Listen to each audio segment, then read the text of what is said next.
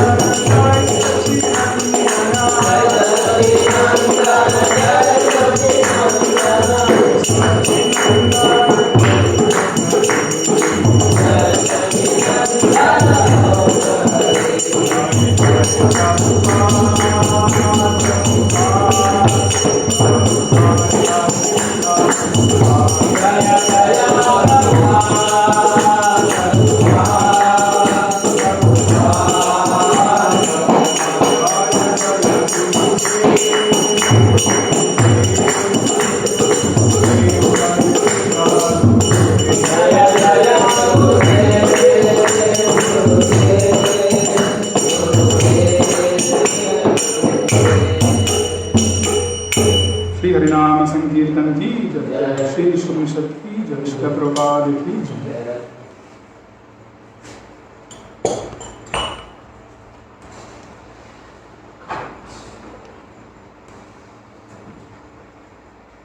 हरे कृष्ण, आप सबका स्वागत है आज इस संक्षिप्त सेशन में। मम ज्ञानतिमिरन्दस्य ज्ञानानन्दशलाकया चक्षुरुन्मिलितं येन तस्मै श्री गुरुवे नमः। नमो विष्णुपदाय कृष्णप्रेष्ठाय भूतले श्रीमते भक्तिवेदांत स्वामिनिति नामिने।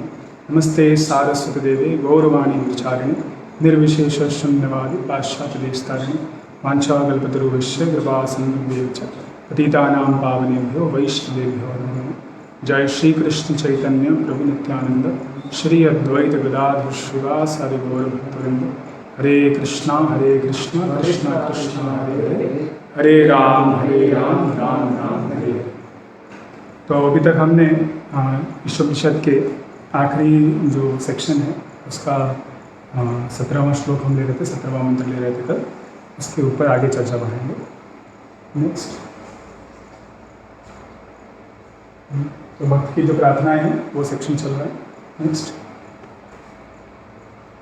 तो कल हमने देखा कैसे जो जीव है वह कभी भी निर्विशेष नहीं होता, उसका हमेशा साकार रूप होता है और मृत्यु के बाद भी उसका समाप्ति नहीं होता, वो जीवित रहता है किसी न किसी रूप में।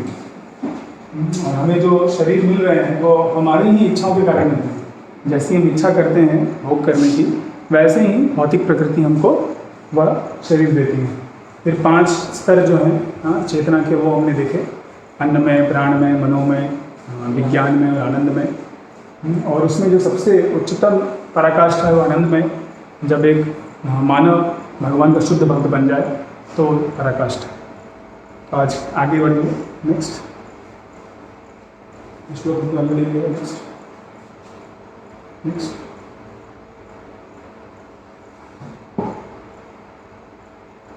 तो हमने कल देखा, कल थोड़ा सा जो किया तो थोड़ा सा रिवाइज करेंगे कि हमारा जो असली रोग है वह है प्रभुत्व जताने की इच्छा, नियंत्रण करने की, भोग करने की इच्छा।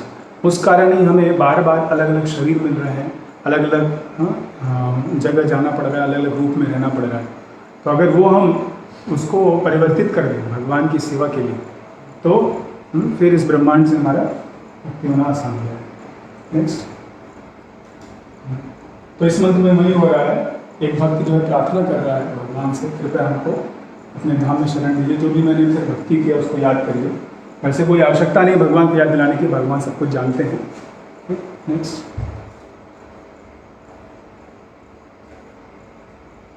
तो एक भक्त हमने विष्णुदेव का देखा कैसे उन्होंने अपने आखिरी समय भगवान का श्रवण किया, भगवान का दर्शन किया और भगवान के प्रति पूर्ण समर्पण किया। जब श्रीमद् भागवतम पढ़ेंगे तो उनकी कथाओं को लेंगे।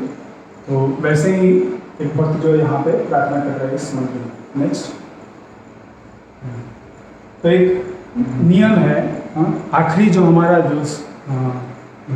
जो भी चीज़ हम याद करते हैं वही हमको स्थिति प्राप्त होती है अगले जन्म में। तो गीता में आएगा, हम आपके गीता श्लोक में 8.6 मेरे पीछे दोहराइए। यम यम वापि स्मरण भावम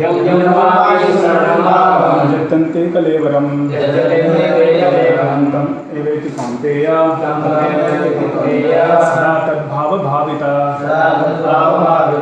देखिए जो भाव शब्द है ना, ये महत्वपूर्ण, जिस भाव में हम रहेंगे आखिरी समय वहीं हमको अगला शरीर अगली स्थिति में ले जाएगा। नेक्स्ट, तो जो भी हमारा भाव है हमारा शरीर छोड़ते वक्त वहीं हे कुंती पुत्र उस स्थिति को तुम प्राप्त करोगे। तो इसलिए अंत काल में क्या है, अंत काल च मावे, भगवान बोल रहे हैं कि आप मेरा ही स्मरण करो। अगर भगवान को छोड़ के किसी और चीज वस्तु का स्मरण करेंगे तो फिर भगवान को प्राप्त नहीं कर पाएंगे, वापस जन्म लेना पड़ेगा, जन्म मृत्यु का चक्र फिर से चलेगा। नेक्स्ट, तो एक भागवतम में ये बहुत प्रसिद्ध लीला आती है महाराज भरत की। तो महाराज भरत पूरे इस भारतवर्ष के सम्राट थे और उन्होंने बहुत ही कम उम्र में सब कुछ त्याग करके भगवान की भक्ति के लिए वो वन में चले गए थे और वो भाव के स्तर तक पहुंच गए थे। उनको भगवान का स्मरण होता था, भगवान का दर्शन होता था जब वो अपनी साधना कर रहे होते थे।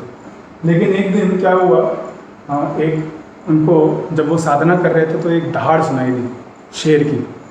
तो और उसके बाद उन्होंने देखा उनके बगल में जो एक नदी बह रही थी वहाँ पे एक गर्भवती हिरनी थी और वह शेर की दहाड़ के कारण डर करके एक छोर से दूसरे छोर की तरफ कूद जाती है और उतने में जो उसका बच्चा है उसके पेट से निकल के पानी में गिर जाता है और बहने लगता है और वह उस दूसरे छोर पे जाके दर्द के कारण उसकी मृत्यु हो जाती है।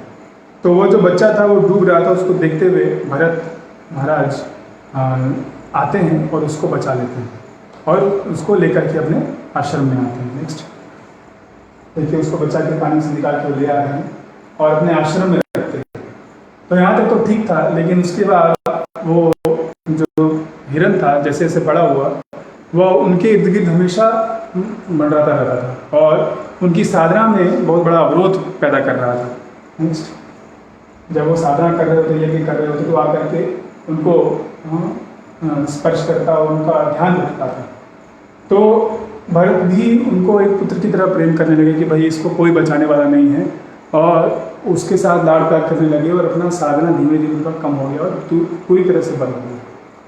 और एक दिन वह हिरन जो है वो कहीं जंगल में चला जाता है और भरत महाराज उसको ढूंढने में जाते हैं और वहाँ पे वो एक गड्ढे में गिर जाते हैं, उनकी वहाँ पे मृत्यु हो जाती है। तो मरते वक्त उन्होंने उस हिरण का ध्यान किया, इस कारण वो अगले जन्म में उनको एक हिरण का शरीर मिल गया। तो इस तरह से आखिरी समय में आप जो भी स्मरण करेंगे वही आपको प्राप्त होगा।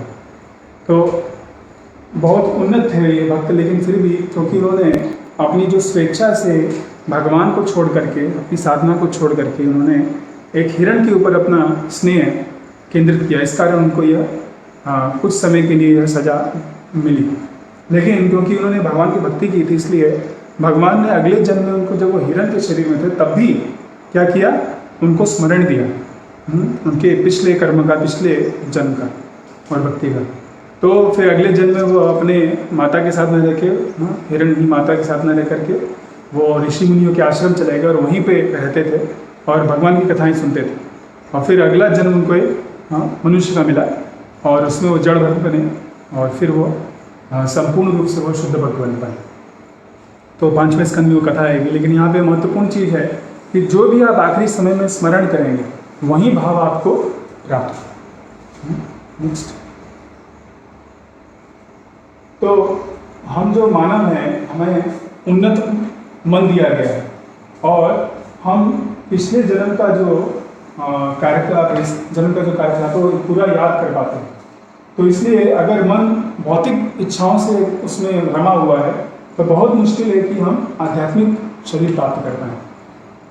तो आमतौर पे व्यक्ति अपने घर के लिए, अपने बच्चों के लिए, इसी के लिए कार्य करता रहता है, हाँ, राजनीति में व्यस्त रहता है, ठीक है। तो उसकी जो इच्छाएं हैं वो भौतिक शरीर से ही संबंधित रहती हैं। तो वह जाहिर सी बात है, जब उसकी मृत्यु होगी तो क्या होगा, वो उन्हीं चीज़ों का स्मरण करेगा जिनको पूरा जीवन भर उसने स्मरण किए। तो इसलिए पहले से ही हमको कोशिश करना है, जब से भी हम भक्ति में आए, कि हम धीमे धीमे भगवान का स्मरण ज़्यादा करें, भगवान की भक्ति में ज़्यादा ध्यान लगाएं। नेक्स्ट, इसलिए भक्तों को क्या करना चाहिए, भगवान के प्रति स्नेह, भगवान के प्रति प्रेम जागृत करना चाहिए, भक्ति में कार्यकलाप करके, श्रवणम कीर्तनम विष्णु स्मरण।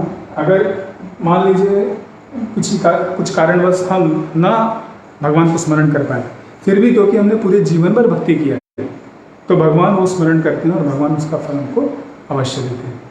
नेक्स्ट, तो गीता में भगवान अपने भक्तों के साथ जिनका संबंध है वो बता रहे हैं, कितना गूढ़ संबंध है, कि भले ही उनका कोई भक्त कुछ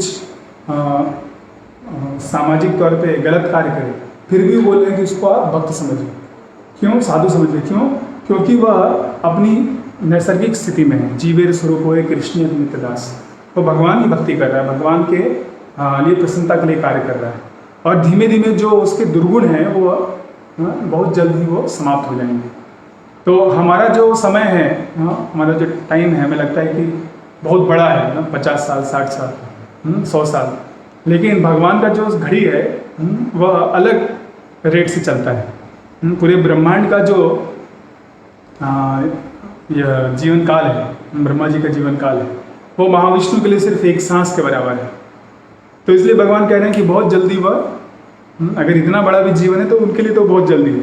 तो बहुत जल्दी ही एक भक्त क्या है, अपने दुर्गुणों को वह पार कर सकता है, और भक्ति में आगे बढ़ सकता है।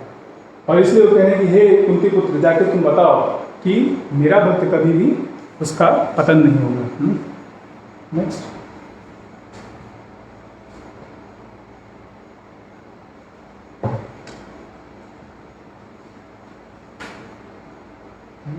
फिर उन्हीं श्लोकों में आगे बताते हैं कि प्राप्त इमाम भजस्वामी, इस भौतिक जगत में तुम आ गए हो, ये दुखालय में शाश्वतम है, अभी क्या करो, अभी तुम मेरा भजन करो। जो भी हो गया हो गया, जो पास्ट है उसको चेंज नहीं कर सकते, लेकिन अभी जो आपका आने वाला समय है उसको आप सुधारिए। कैसे? उनकी भक्ति करके, प्रेम में उनकी भक्ति करो। पूरा का पूरा मन जो है, engage always your mind in thinking of him, become my devotee, मन मनावो मन भक्तो मत व्याजी मान मुस्कुर। ये श्लोक जो है भगवान 2 बार रिपीट करते हैं, 9.34 में और फिर 18वें अध्याय में भी। तो इस तरह से आप क्या कर सकते हैं, भगवान को स्मरण कर सकते हैं, भगवान से प्रेम जागृत कर सकते हैं। तब आसान होगा, जब अंत समय आएगा तब आप भगवान को स्मरण कर पाएंगे। और भगवान के स्मरण करने का फल तो आपने सुना होगा, ये अजामिल के विषय में। उसने भगवान को नहीं, अपने पुत्र को पुकारा था जब यमदूत आते, तब भी भगवान ने उनको बचाया। तो अगर हम सीधे भगवान को स्मरण करेंगे तो समझिए कितना हमको फल मिलेगा। तो इसलिए भगवान का स्मरण करना ना, श्रवणम कीर्तनम विष्णु स्मरण, बहुत सारे हमारे क्रियाकलाप हैं, लेकिन स्मरणम जो है वह प्रमुख हमारा लक्ष्य रहता है साधना भक्ति में। सततम स्मर्तव्यो विष्णु विस्मर्तव्यम न जातु। सारा का सारा जो नियम कानून है भक्ति में, वो किस लिए है? ताकि हम भगवान को स्मरण कर सकें और भगवान को कभी भूलें नहीं। तो इसमें मतलब always remember Krishna, never forget him, ऐसे। तो एक ही चीज़ है, हमेशा भगवान को स्मरण करना, लेकिन इसको 2 तरीक़ों से क्यों बता रहे हैं? क्योंकि एक सीधा सीधा तरीका है भगवान को स्मरण करना, और इनडायरेक्ट वे में उनको भूलना नहीं। तो हमारे जो क्रियाकलाप होते हैं उनमें बहुत सारे हैं जो कि हम सीधे सीधे भगवान का स्मरण करते हैं।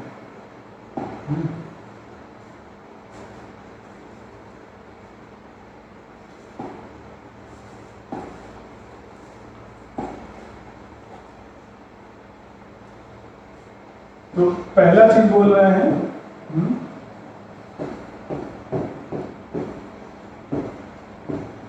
हमेशा भगवान को याद करिए। तो इसके लिए क्या क्या कर सकते हैं हम लोग, क्या क्या तरीके हैं जिससे हम सीधे सीधे भगवान को स्मरण कर सकते हैं। रीडिंग स्क्रिप्चर, ठीक है, शास्त्र पढ़ करके,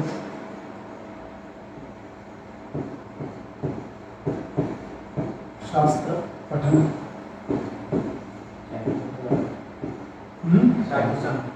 एक एक कीर्तन, कीर्तन,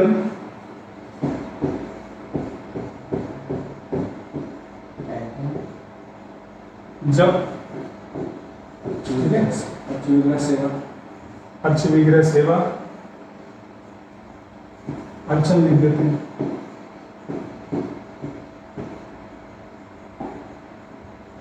और भगवान की पास लीला स्मरण, लीला श्रवण,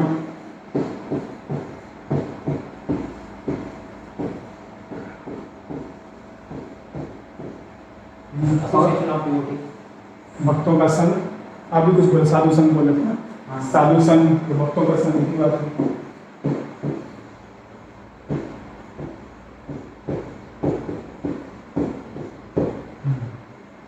और कुछ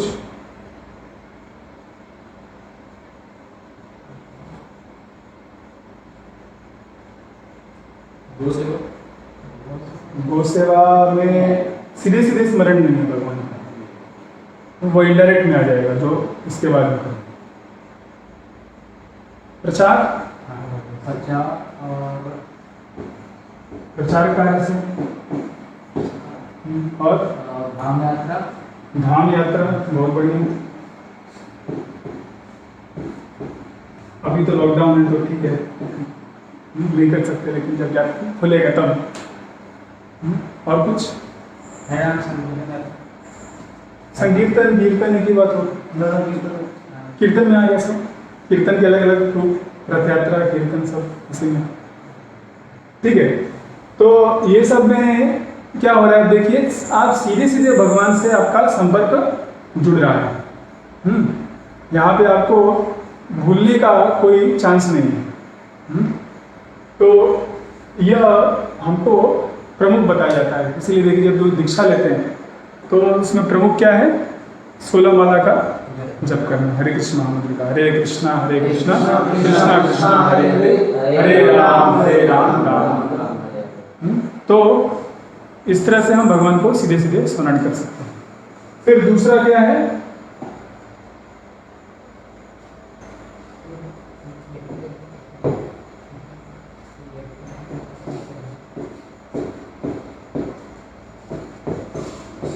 भगवान को भूले नहीं।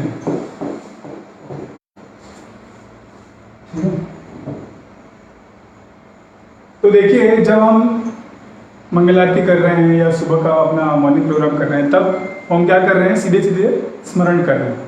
बाद में जो हमारे कार्यकलाप हैं, हम जो सेवाएं कर रहे हैं, ठीक है, घर में माताएं बच्चों के लिए खाना पीना बनाते होंगी, जो पुरुष हैं वो बाहर जाके कार्य करते हैं लक्ष्मी के लिए, तो उसमें क्या है, आप भगवान को भूलने का चांस है, ठीक है। लेकिन वहाँ कह रहे हैं, वहाँ भी क्या करिए, वहाँ भूलिए मत, अपने कार्य को संपर्क में करिए। जो आपका कर्तव्य है वो ब्राह्मण क्षत्रिय वैश्य शूद्र का जो भी है वो आप भगवान से संबंधित करिए। ये तभी होगा जब आप खुद से उसको संपर्क करेंगे, ये दूसरे के द्वारा नहीं होगा। मान लीजिए आप जप कर रहे हैं और नहीं भी याद कर रहे हैं, हरे कृष्णा बोल रहे हैं, आप ध्यान नहीं है, लेकिन फिर भी आप क्या कर रहे हैं, भगवान के संपर्क में, ठीक है। लेकिन आप आईटी कंपनी में काम कर रहे हैं या किचन में कुछ सब्जी बना रहे हैं, तो वहाँ भगवान का स्मरण करना बहुत मुश्किल है, वो आपको इसका जिम्मेदारी लेना पड़ेगा। तो इसके लिए बहुत मेहनत करनी पड़ती है। लेकिन वो करने से क्या होगा, आपका वो समय भी जो अधिकतर समय 7 से 8 घंटे हैं, वहाँ भी आप भगवान को याद कर सकते हैं। जैसे आप जब खाना बना रहे हैं तो सोचिए कि कृष्ण के लिए बना रहे हैं, अभी कृष्ण को हम अर्पण करके ही खाएंगे, ठीक है। जो हम कंपनी में जाके कार्य कर रहे हैं तो उसका कुछ हिस्सा भगवान की सेवा के लिए सीधे सीधे दीजिए। मंदिर में या वैष्णवों को जो कि प्रचार में लगे हुए हैं उनको सीधे सीधे दीजिए। तो क्या होगा, आपको ये भावना आएगी धीमे धीमे कि मैं जो कर रहा हूँ वो भगवान के लिए कर रहा हूँ। वो थोड़ा पेन होना चाहिए, हल्का दर्द होता है डोनेशन देने में, लेकिन वो आपको क्या करेगा, शुद्ध करेगा। उससे आपका स्मरण शक्ति बढ़ेगी भगवान का। और जो हम शास्त्रों में पढ़ रहे हैं, स्पेशली जो आपका द्वितीय और तृतीय स्कंद में आएगा, वहाँ पे ये ज़्यादा बताया गया कैसे भगवान को न भूला जाए, कैसे भगवान को आपके सृष्टि के हर एक कार्य में याद कर सकते हैं। तो जब हम वो डिस्कस करेंगे तो आप अच्छे से उसको समझ सकते हैं। तो इसमें क्या क्या आ सकता है बताइए। यहाँ पे ये कौन से कार्यकलाप है जिसमें कि हम भगवान को न भूलें? जैसे आप बोल रहे थे गो सेवा, कृषि,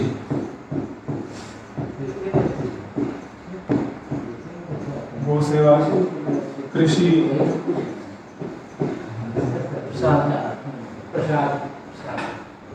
प्रसाद तो भगवान से डायरेक्टली कनेक्टेड होगा। प्रसाद, कृषि वो धरती किसकी है? किसकी है धरती है? उनको बोले दीजिए, धरती किसकी है? माता की है। माता किसकी है? अच्छा, और पिता का कुछ काम नहीं? तो धरती माता जो है वो भगवान की पत्नी है। वो सत्यभामा से उनका अवतार हुआ है, उनकी एक्सपेंशन। ठीक है, तो वही शास्त्र जब पढ़ेंगे तब तो पता चलेगा। गाय की सेवा क्यों? गाय भगवान का तो लोक ही उनका नाम ही गोलोक है। ठीक है, वो खुद ही कार्य कर रहे हैं, समझ। तो लेकिन वो क्या है, वो आपको याद करना पड़ेगा, आपको याद करना पड़ेगा। अभी आपने कृषि के लिए खेती करके डाल दिया बीज, लेकिन पानी नहीं बरसा, अच्छा धूप नहीं हुआ, तो उसके लिए आपको प्रार्थना करना है भगवान से। तो आपको डिपेंड करना पड़ेगा। क्लियर हो गया ना? तो समझ रहे ना, ये सीधे सीधे नहीं होता, तो आपको 2-3 स्टेप में जाना पड़ेगा। और जैसे कि वाटर के टेस्ट होने का समझते हैं, वाटर टेस्ट, हाँ, जो स्वाद है, तो पानी का स्वाद, तो ये तो एक्चुअली आप जो कह रहे हो, जो शास्त्र में दिया है उस तरह से कनेक्ट करते हो। ठीक है, वो भी ठीक है। पानी का स्वाद, वर्णाश्रम वो प्रमुख है, वही प्रमुख है। आपके वर्णाश्रम जो है, जो भगवान ने बनाए उस तरह से, ये आसुरिक वर्णाश्रम नहीं है, दैवी वर्णाश्रम है। हम भगवान से जो संबंधित है, भगवान जैसे बता रहे हैं, हम ब्राह्मणों को क्या करना चाहिए? पठन पाठन यजन याजन दान प्रतिग्रह। तो पढ़िए, क्या पढ़िए? कंप्यूटर इंजीनियरिंग नहीं, ठीक है, कैसे धरती माता को के अंदर से तेल निकाला जाए वो नहीं, ठीक है, कैसे कोरोना वो बनाया जाए ना, वायरस बना करके लोगों को मारा जाए वो नहीं, ठीक है। क्या पढ़िए? गीता, भागवतम, वेद, आयुर्वेद, अथर्ववेद, ये सब पढ़िए, ज्योतिष शास्त्र सब पढ़िए, भगवान से संबंधित जो दिया गया। अपरा विद्या है, वो भौतिक ब्रह्मांड के बारे में बताया गया, लेकिन भगवान से संबंधित। वास्तु पुरुष होता है, आपको जब वास्तु शास्त्र बताया जाएगा तो उसमें समझा जाएगा वास्तु पुरुष होते हैं, उनका पहले पूजा किया जाता है। ठीक है, तो उसमें आप देख रहे हैं कि आप भगवान या विष्णु का बिना कुछ कार्य नहीं हो रहा वहाँ। काल चक्र क्या है? स्वयं भगवान है। तो ये देवी वर्णाश्रम है, तो लिख देते हैं दैवी। आसुरी वर्णाश्रम मतलब जिसमें भगवान से कोई संबंध नहीं। जैसे दुर्योधन, वो भगवान के विरोध में कार्य कर रहा है, वो भी वर्णाश्रम पालन कर रहा है, क्षत्रिय का धर्म कर रहा है, लेकिन अपनी इंद्रिय तृप्ति के लिए, भगवान की संतुष्टि के लिए नहीं। और इसमें कुछ भोज भंडार, मतलब जैसे लंगर लगाते हैं, तो प्रसाद हम सीधे भगवान को अर्पण करते हैं, खिला रहे हैं, तो जीव दया हो गया वो। जीव दया में वो सीधे भगवान से हो गया संपर्क। हाँ, अगर आम व्यक्ति कोई कर रहा है जो कि भगवान का प्रसाद नहीं दे रहा है, तो उसको आप याद करा सकते हो, उसको आप देकर बता सकते भाई इसको भगवान का भूख लगेगा। तब इस तरह से आप उसको मदद कर रहे हैं भगवान को ना भूलने की। मंदिर बनाना ठीक है, सिर्फ कंस्ट्रक्शन पार्ट, ठीक है। तो निर्माण कार्य,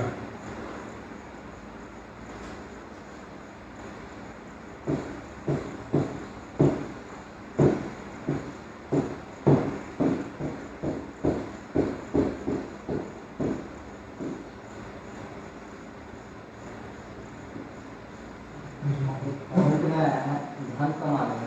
हाँ, तो कमेंट में आया धन कमाना। धन कमाना, हाँ, तो धन कमाने का जो भी आपका जरिया है, लेकिन उसमें आपको याद करना पड़ेगा भगवान के लिए कर रहे हैं, हम अपने नहीं लेंगे। तो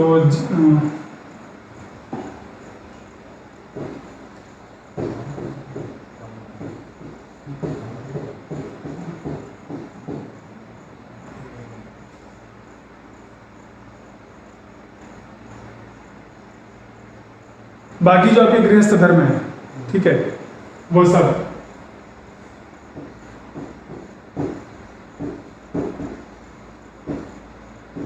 गृहस्थ कार्य, ये सब में क्या है, आप भगवान को भूल सकते हैं। तो ये आपको उत्तरदायित्व लेना है कि उसमें आप भगवान को याद करें, क्योंकि वो आपके जीवन का 8 से 10 घंटा लेता है, ठीक है। वो बहुत बड़ा भाग है आपके जीवन का, तो वहाँ भी भगवान को आप याद करें। तो इसलिए शास्त्र चक्षु को आपको लाना पड़ेगा, सब चीज़ों को शास्त्र के द्वारा देखना, जो आप सुन रहे हैं उससे हमको संबंधित देखना है। संबंध ज्ञान चाहिए आपको, जो भी हम कार्य कर रहे हैं वो कैसे भगवान से संबंधित है। जैसे हमने भी कृषि के लिए किया, हाँ, तो अब मान लीजिए माताएं हैं वो खाना बनाती हैं, तो जो सब्जी है वो सब्जी कहाँ से आ रहा है,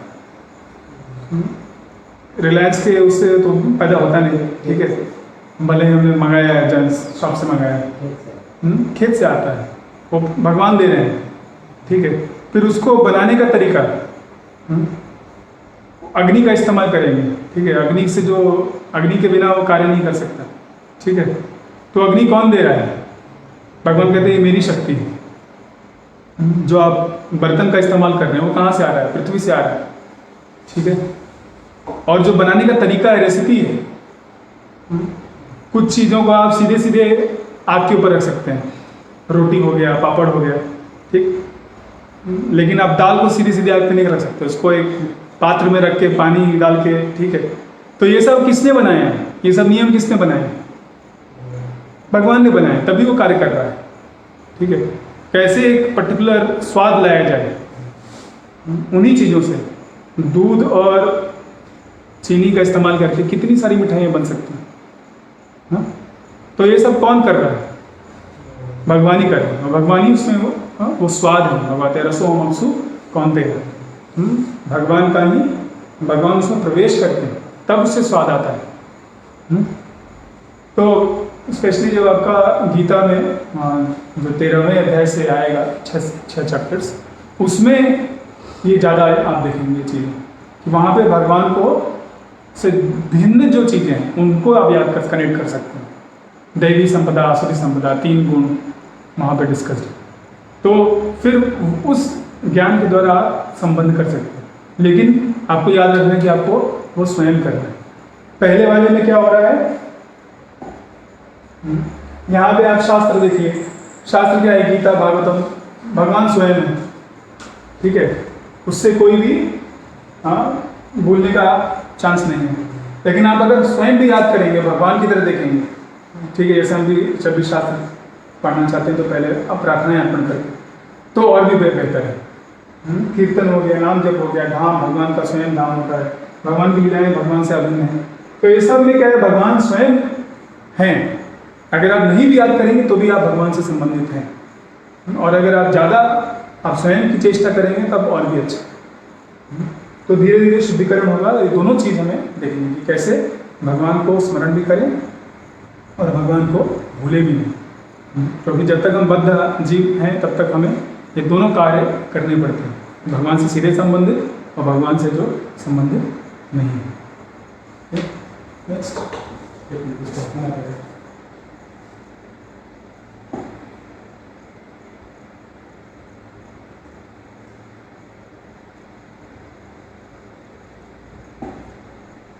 नेक्स्ट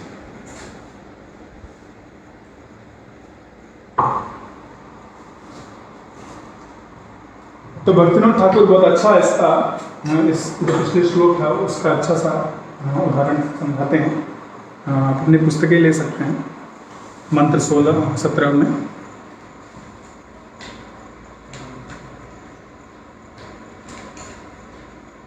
यह हिंदी बुक में 103 पेज पे है, जहाँ पे ये श्लोक 9:30 से 9:34 को दिया गया था, उसके बाद वाले पैराग्राफ में है। तो 1 2 3 4 5 अरे 11वें 12वें पैराग्राफ के बाद है। हम धीमे धीमे पढ़ रहे हैं, अगर आप नहीं है आपके पास पुस्तक तो आप सुन सकते हैं ध्यान से। श्रील भक्तिविनोद ठाकुर इन श्लोकों की व्याख्या इस प्रकार करते हैं। मनुष्य को कृष्ण के भक्तों को संतों के सही मार्ग पर स्थित समझना चाहिए, भले ही ऐसा भक्त सुदुराचार अथवा दुष्चरित्र वाला क्यों न प्रतीत होता हो। तो जो भले ही वो दुराचार कर रहा हो, फिर भी आप उनको क्या करिए, ये समझिए कि वो सही व्यक्ति है, साधु व्यक्ति है। क्यों? मनुष्य को चाहिए कि दुष्चरित्र का सही अर्थ ठीक से समझे। बद्ध जीव के को 2 प्रकार के कार्य करने होते हैं, एक तो शरीर का पालन और दूसरे आत्म साक्षात्कार के लिए। तो जो हमने डिस्कस किया देखिए वो वही है, शरीर का पालन करने के लिए दूसरा पार्ट था, पहला पार्ट था जो भगवान को स्मरण कर रहे हैं, आत्म साक्षात्कार के लिए कर रहे हैं। तो सामाजिक पद, मानसिक विकास, स्वच्छता, तपस्या, भोजन, पोषण तथा जीवन संघर्ष, ये सब शरीर के पालन के लिए है। तो शरीर स्वस्थ रहे, मन स्वस्थ रहे, हमारी आवश्यकताओं की पूर्ति होती रहे, इसके लिए ही ये सब कार्य है। मनुष्य के कार्यकलापों का उस भाग जो आत्म साक्षात्कार के लिए किया जाता है वह उसके भक्त होने के कर्तव्य के अंतर्गत संपन्न होता है। तो जो आत्म साक्षात्कार के लिए कर रहे हो किस लिए है? क्योंकि हमें अपना भगवत धाम जाने के लिए प्रयास करना है, इस ब्रह्मांड से आध्यात्मिक ब्रह्मांड में जाना है, उसके लिए कार्य कर रहे हैं। तो 2 भाग है, एक अपने जीवन यापन के लिए, एक है हमारे शुद्धिकरण, हमारे हृदय के शुद्धिकरण के लिए। तो वह उसके भक्त होने के कर्तव्य के अंतर्गत संपन्न होता है। इसके लिए मनुष्य को तत्संबंधी कार्य भी करने होते हैं। तो भगवान से सीधे संबंधित कार्य हमको आत्म साक्षात्कार से संबंधित कार्य भी करने होते हैं। प्रत्येक व्यक्ति को ये दोनों विभिन्न कार्य साथ साथ संपन्न करने होते हैं, क्योंकि बद्ध जीव अपने शरीर का पालन त्याग नहीं कर सकता। तो जो बद्ध जीव है उसके पास शरीर रहता है, वो शरीर को छोड़ नहीं सकता। भौतिक शरीर है आपका, स्थूल शरीर है, सूक्ष्म शरीर है, उसकी आवश्यकताएं होती हैं। तो उसके साथ साथ हमें ये भगवान के प्रति या अपने आत्म साक्षात्कार के लिए कार्य करने पड़ते हैं।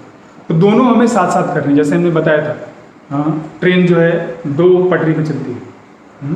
तो अब विद्यांश दोनों साथ साथ हमें करना है, दोनों चीज़ देखना है। वैसे यहाँ पे हमें अपने शरीर का पालन और आत्म साक्षात्कार के लिए कार्य दोनों साथ साथ करना है। लेकिन जो जो भक्ति में वृद्धि होती है त्यों तो शरीर पालन के लिए किए जाने वाले कार्य घटने लगते हैं। तो जैसे जैसे हम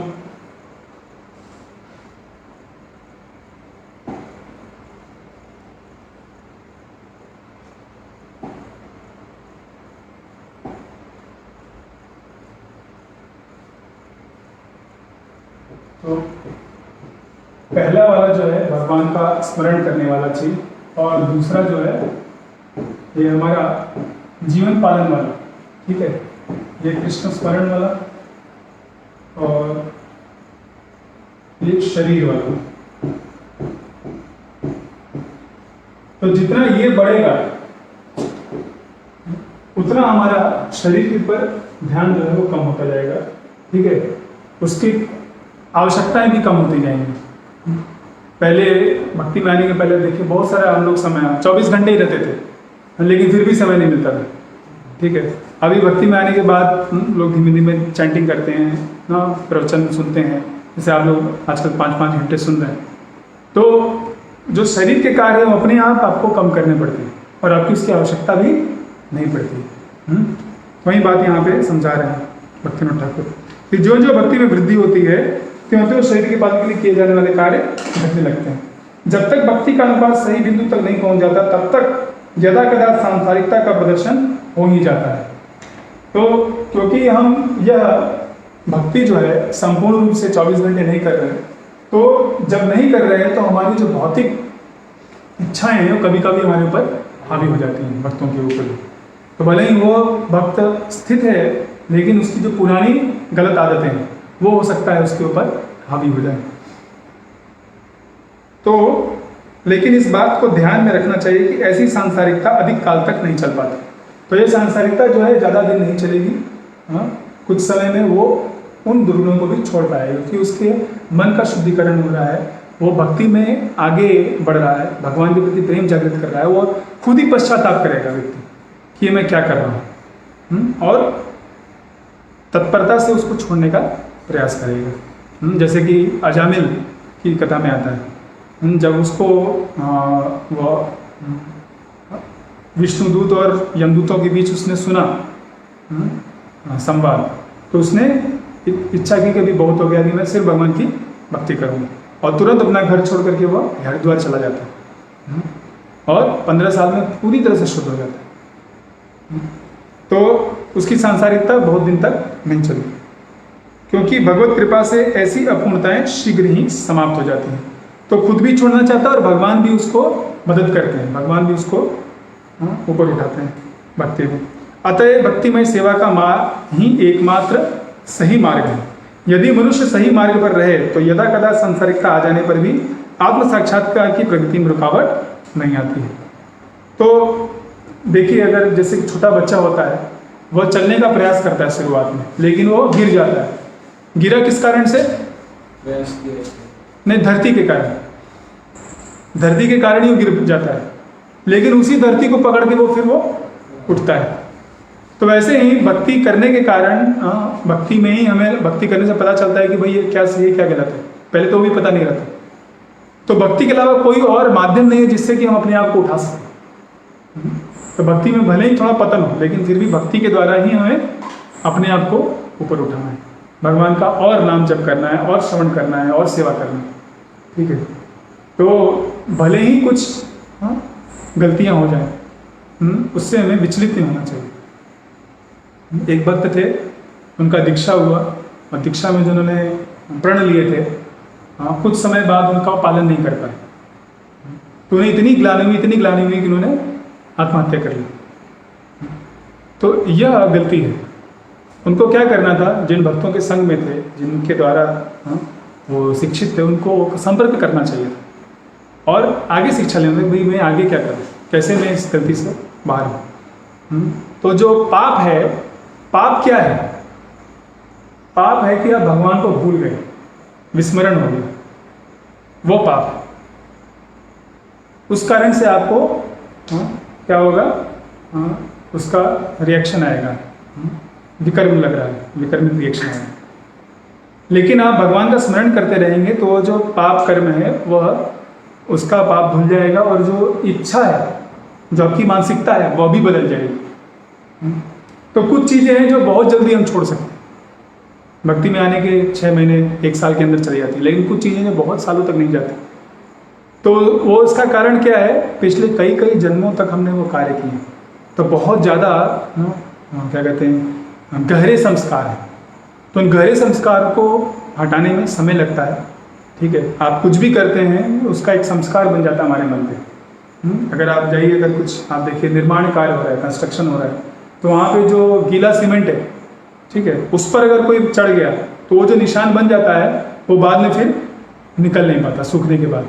उस वक्त कुछ कर दिए तो कर दिए, लेकिन वो सूख गया तो फिर कुछ नहीं किया जा सकता।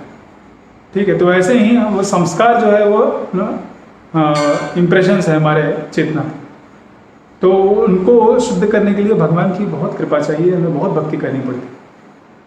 तो इसलिए विचलित नहीं होना है, चाहे जो भी हो जाए, भगवान की भक्ति करते रहिए। और जब ये भक्ति रसायन सिंधु के ऊपर इन्होंने पुस्तक लिखी है माधुरी कादम्बरी विश्वनाथ ठाकुर ने, तो उसमें बताते हैं कि जब आपका कुछ एक अनर्थ जो है अनर्थ निवृत्ति में करीब चले जाते हैं, फिर कुछ अनर्थ निष्ठा और रुचि के स्तर पे जाते हैं, कुछ भाव में जाते हैं, और कुछ जो है वो सिर्फ और सिर्फ जब तक प्रेम नहीं प्राप्त होगा, जब तक आपको भगवान का दर्शन नहीं होगा, संपर्क नहीं मिलेगा, तब तक नहीं जाता। तो इसलिए दूसरे वक्त में अगर आप ये देख रहे हैं कि कुछ गड़बड़ है, कुछ खामियां हैं, तो अपराध मत करिए। वह शुद्धिकरण के मार्ग पे आगे बढ़ रहा है। जब उसको भगवान प्रेम देंगे तो पूरी तरह से मुक्त हो जाएगा। उसको आप देख करके उसको हतोत्साहित मत करिए। अगर आप उसको मदद नहीं कर सकते, उसको उठाने में प्रयास नहीं कर सकते, तो कम से कम दूर मत ले जाइए भक्ति से। तो हमें स्वयं को भी समझना है और दूसरे भक्तों के प्रति भी अच्छा व्यवहार रखना है। ठीक है, जब अभी इस ईशोपनिषद के बाद आपका उपदेशामृत आएगा, उसके डिस्कशन में ये सब बातें और बताई जाएंगी, कैसे दूसरे भक्तों को देखना चाहिए, उनके दुर्गुणों को। तो एक है अपने लिए और एक है दूसरों के लिए, दोनों चीज़ों में देखना है। हर व्यक्ति को चाहिए कि हम दूसरों को सम्मान करें। चैतन्य महाप्रभु की शिक्षा है, त्रिणादपि सुनीचेन तरोरपि सहिष्णुना अमानिना मान देना कीर्तनीय सदा है। अगर आपको हमेशा कीर्तन करना है, 24 घंटे भगवान को स्मरण करना है, तो ये 4 चीज़ों को अच्छे से पालन करना पड़ेगा। अपने आप को बहुत नम्र समझना, त्रिणादपि सुनीचेन, तरोरपि सहिष्णुना, सहिष्णु बनना, और स्वयं को के लिए कुछ मान सम्मान की अपेक्षा न रखना, और हर दूसरे व्यक्ति को सम्मान देना। भौतिकवादी व्यक्ति जो होते हैं वो चाहते हैं कैसे मेरा सम्मान हो, कैसे मैं महान हूँ, और तुम्हारे भक्त जनों में हमसे बढ़कर कौन ऐसे लोग गाते हैं। तो यह इससे क्या हो जाता है, अहंकार और बढ़ रहा है, और दूसरे लोगों को सम्मान नहीं देना चाहते, भले ही कितना भी वह अच्छा कार्य करे। भक्ति सिद्धांत सरस्वती ठाकुर एक कहानी बताते हैं कि एक गांव में पिंटो नाम का एक बच्चा था। तो बचपन में बच्चे जो है वैसे ही नग्न घूमते हैं, छोटे बच्चे। ठीक है, तो पूरे गांव में ऐसे ही घूमता था। ठीक है, तो उसका नाम लोगों ने नेकेड पेंचो रख दिया था। ठीक है, अरे नेकेड पेंचो आ गया ऐसे बोलते थे। लेकिन बाद में वो जब पेंचो बड़ा हुआ, वो शहर में गया, अच्छे से पढ़ाई किया और जज बन गया। तो जब ये खबर गांव में पहुंची तो लोगों ने उसको विश्वास नहीं मिला, नेकेड पेंचो जज बन गया, हो ही नहीं सकता। ठीक है, तो किसी ने बोला कि अरे वो जज नहीं होगा, वो वहीं पे चपरासी का कार्य कर रहा होगा। ठीक है, वो जज नहीं बन सकता। तो पहले क्या था, वो बचपन में क्या था, उसको लेकर के वो अभी भी जो वो बड़ा आदमी बन गया तब भी वो स्वीकार नहीं करता। तो लोग अरे क्या ये बात बन गया, हो ही नहीं सकता। 900 चूहे खा के बिल्ली चली हज को, ऐसा नहीं हो सकता। नहीं, ऐसे में नहीं देखना। हमें देखना है कि भगवान से अभी संबंधित हो गया व्यक्ति, और भगवान किसी को भी उठा सकते हैं। प्रभुपाद जी स्वयं गए हिप्पियों के साथ रहे और उनका उद्धार किया। ठीक है, वो उनमें से कई आज शुद्ध भक्त हैं और हमारे संस्था को आगे बढ़ा रहे हैं। तो उनका जो पिछला कार्यकलाप है वो देख करके हमें उन्हें जज नहीं करना चाहिए। ठीक है, तो यदा कदा कभी कभी सांसारिकता आ सकती है, तो वह देख करके हमें उन्हें अपराध नहीं करना चाहिए। और जो वो व्यक्ति उसको भी क्या चाहिए, भक्ति नहीं छोड़ना चाहिए। कहते हैं लगे रहो, जब लगे रहो पक जाओगे ना। अगर आप पेड़ से जुड़े हैं तो धीमे धीमे आप परिपक्व भक्त बन जाएंगे ना। भक्ति के जो पेड़ है उससे आप जुड़े रहिए। तो भक्ति की सुविधाएं निर्विशेषवादियों को नहीं मिल पाती, क्योंकि वे भगवान के ब्रह्म ज्योति के पक्ष के प्रति अनुरक्त रहते हैं। तो जो ब्रह्म ज्योति की उपासना करते हैं उन्हें भगवान की ये जो मदद है नहीं मिल पाती है, शुद्धिकरण वाली, जिससे कि वो जैसे हैं वैसे ही रह जाते हैं और भी उनका बदतर स्थिति हो जाता है। जैसा कि पिछले मंत्र में सुझाया गया, वे ब्रह्म ज्योति को भेद नहीं पाते, क्योंकि वो भगवान के व्यक्तित्व में विश्वास नहीं रखते। उनका व्यवसाय अधिकतर शब्दों की जादूगरी तथा मानसिक तर्क वितर्क करना होता है। फलस्वरूप निर्विशेषवादी निरर्थक श्रम करते हैं, जैसा कि भगवद गीता के 12वें अध्याय में पुष्टि की गई है। क्लेशो अधिक तरस्तेषाम, ये आता है उसमें 12.5 में कि वो सिर्फ मेहनत कर रहे हैं, बहुत कठोर परिश्रम कर रहे हैं, और क्योंकि वो भगवान को नहीं मान रहे, भगवान के व्यक्तित्व को नहीं स्वीकार कर रहे, तो उनका वो भगवान के धाम नहीं जा सकते। ब्रह्म ज्योति बहुत होगा तो ब्रह्म ज्योति तक पहुँचेंगे और उससे पहले ही उनका पतन हो जाएगा। तो इस तरह से भक्ति में हमें आगे बढ़ना है, और कुछ भी अगर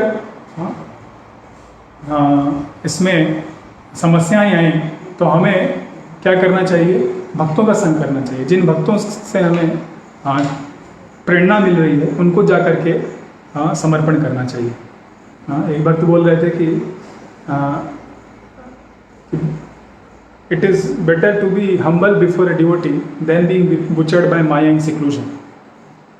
माया के द्वारा अकेले में मारे जाना, उससे अच्छा क्या है, एक भक्त के पास जाइए और अपने किए गए गलतियों को स्वीकार करिए, ठीक है। उससे क्या होगा, भगवान आपको उनके थ्रू, उनके द्वारा मदद देंगे, कैसे आप आगे बढ़ सकते हैं। वरना हमारा मन जो है वह कुछ न कुछ भक्ति का ही इस्तेमाल करके हमको परेशानी में डाल देगा, जैसे अर्जुन के साथ हो रहा है। प्रभुपाद लिखते हैं तीसरे अध्याय के पहले दूसरे श्लोक में कि भक्ति का वो कृष्ण भावनामृत का इस्तेमाल करके वो कृष्ण भावनामृत के विपरीत में कार्य कर रहा था। शास्त्रों का इस्तेमाल करके असली शास्त्रों के विरोध में कार्य कर रहा था। तो हमें अपने मन के ऊपर भरोसा नहीं करना चाहिए, क्योंकि मन के ऊपर क्या है, जो हमारा अहंकार है, ये जो प्रभुत्व जताने की स्थिति, मनस्थिति है, वह सबसे बड़ी खतरनाक चीज़ है। तो उससे हमें कौन बचा पाएगा, एक दूसरा भक्त, क्योंकि वो हमारे स्थिति से वो भिन्न है। तो वो हमें मदद कर सकते हैं हमारे अहंकार को जीतने में। नेक्स्ट,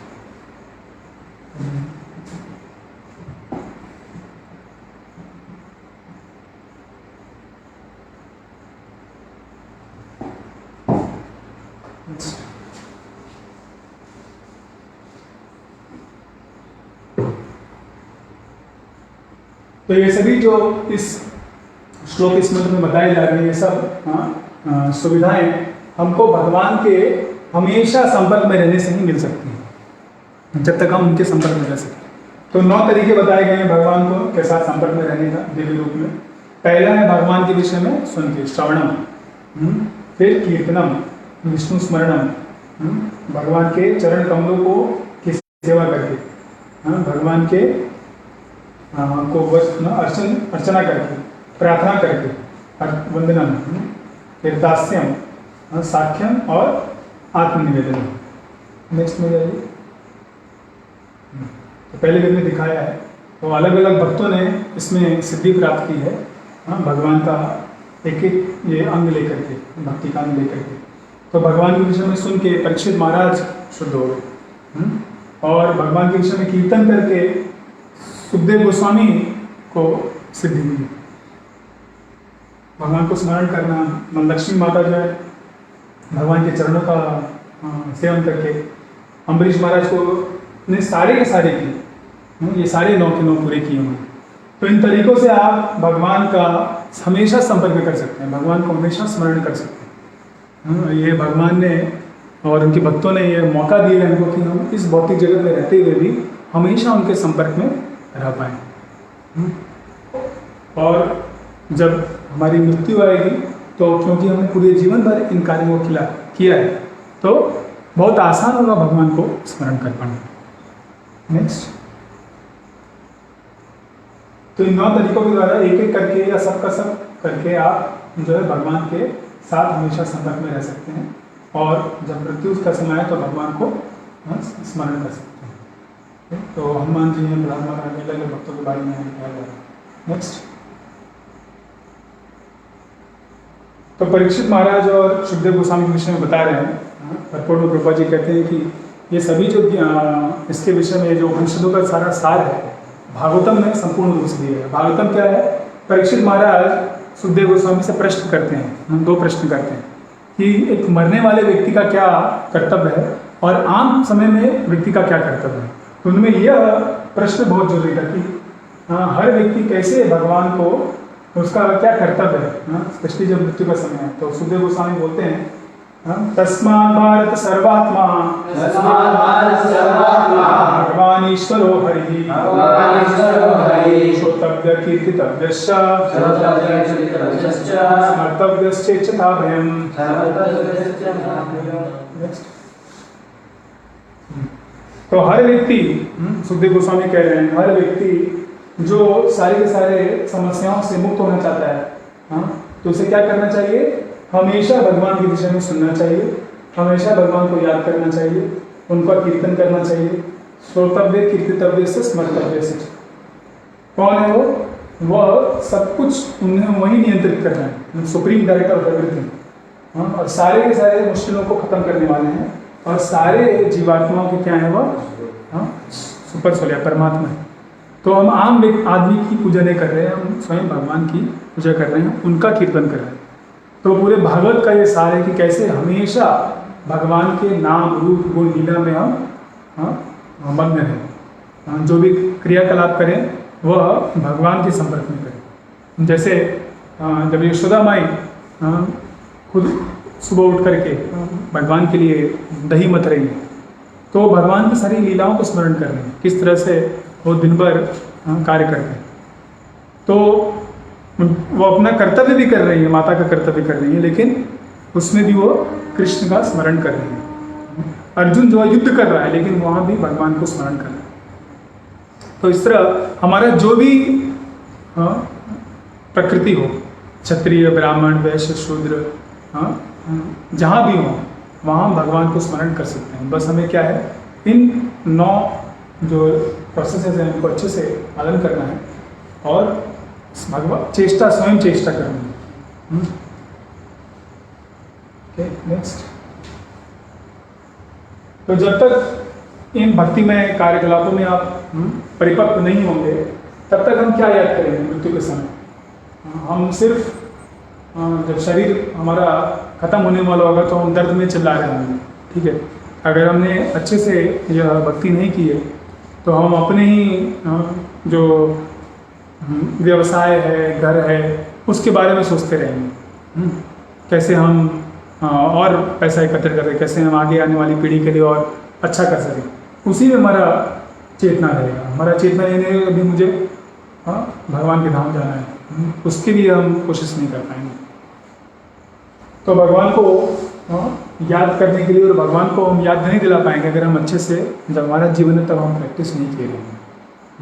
आमतौर पे व्यक्ति जो है कुटुंब भरने निर्वाह, ऐसा भागवतम में आता है कि अपने कुटुंब को कैसे भर के रखें, अच्छा रखें, उसी में पूरा दिन चला जाता है। तो यह कार्य को जितना कम कर सकें उसमें, या जो कर रहे हैं तो उसमें भगवान को याद करते हुए करें, तो क्या होगा, वह भी भक्ति में वो परिवर्तित हो जाएगा। वो समय भी हमारे हृदय के शुद्धिकरण के लिए इस्तेमाल होता है। नेक्स्ट। तो त्याग, सैक्रिफाइस मतलब अपने जो इंद्रियां आपको जो बोल रही हैं, उन इंद्रियों को ना बोलना। इंद्रियां बोलती हैं कि भौतिक सुख के पीछे भागो, लेकिन उनको ना कहना, और अपनी इंद्रियों को भगवान की सेवा में लगाना। जैसे यहाँ देखिए ना, एक जो गृहस्थ है वो अपने घर में रह के भगवान का नाम कीर्तन कर रहा है, ठीक है। तो ये आसान तरीका है। अब पूरे परिवार के सदस्य दिन में सुबह शाम आकर के, उनको मान लीजिए आपके पास करताल नहीं, मृदंग नहीं, आप हाथ पे कीर्तन कर सकते हैं, ठीक है। हरे कृष्णा कृष्णा कृष्णा हरे हरे, हरे राम राम राम हरे हरे, हरे कृष्णा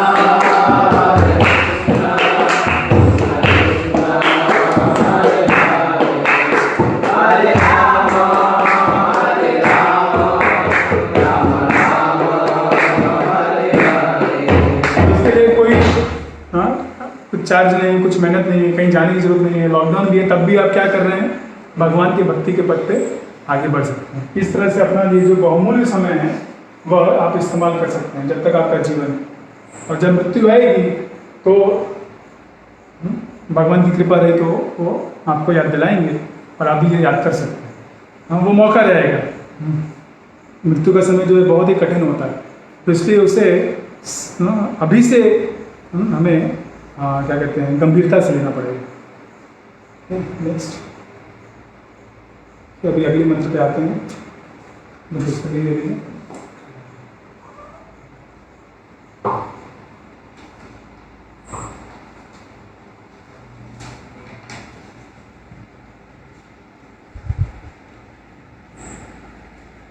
मंत्र 18।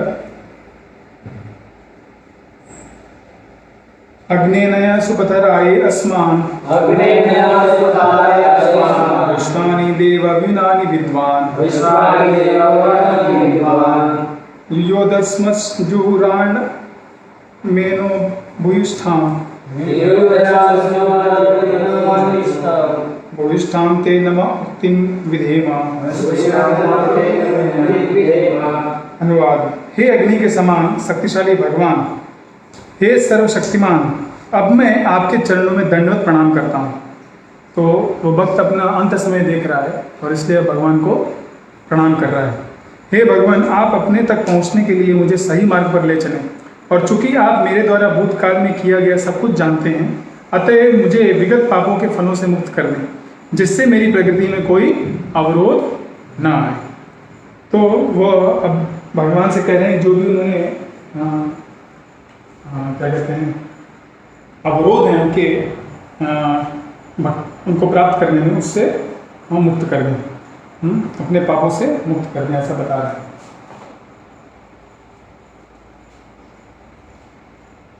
नेक्स्ट, तो यहाँ प्रभुपाद जी बताते हैं कि कैसे एक भक्त भगवान को समर्पण करके उनकी कृपा के द्वारा पूरी तरह से कंप्लीट सेल्फ रियलाइजेशन, संपूर्ण रूप से भगवान को क्या कर सकता है, साक्षात्कार कर सकता है, सिर्फ भगवान को प्रति समर्पण करके, समर्पण के द्वारा। ये पूरा का पूरा जो भक्ति का पथ है, ये इसीलिए है कि आप शरणागति करें, भगवान को पूरी तरह से शरण लें। तो यह करने से सारा का सारा कार्य हो जाएगा।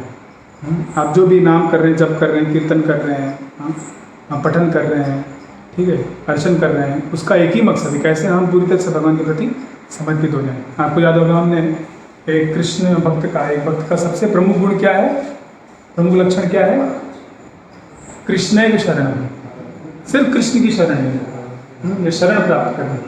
तो यह भगवान के प्रति समर्पण करके और उन्हें प्रार्थना करके हम प्राप्त कर सकते हैं। नेक्स्ट,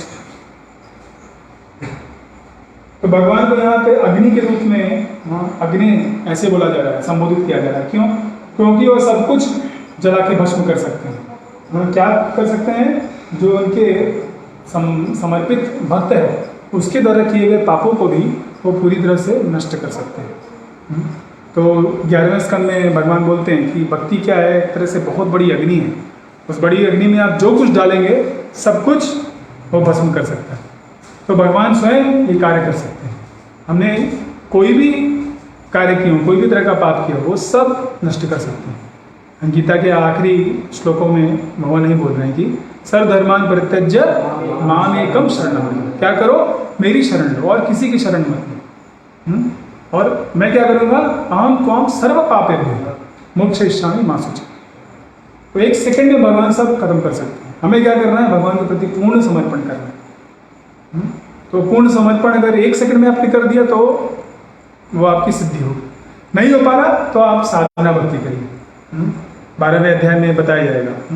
अगर पूरी तरह से नहीं कर पा रहे तो साधना भक्ति करिए। साधना भक्ति नहीं कर सकते तो आपका वर्णाश्रम धर्म करिए, भगवान से संबंधित हो।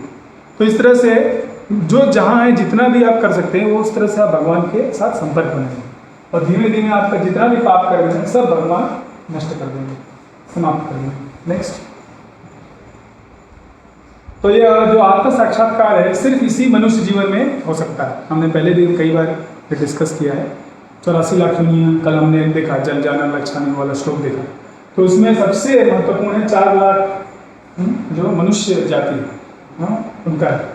और उसमें भी जो भक्ति कर रहे हैं, आध्यात्मिक आध्यात्म से जुड़े हैं, वो सबसे उन्नत है। और उनमें ब्राह्मणिकल कल्चर, जो ब्राह्मणों का कर्तव्य है और कहते हैं संतुष्ट रहना, भगवान की सेवा करना, अभी शायद नेक्स्ट में हाँ यहाँ पे बताया ब्राह्मणी कल्चर क्या है? सत्यवादिता, हाँ, आपकी इंद्रियों का कंट्रोल में रखना, वो सहनशील बनना, सरल बनना, संपूर्ण ज्ञान होना और आस्तिक्यम, भगवान में आपकी आस्था रहे।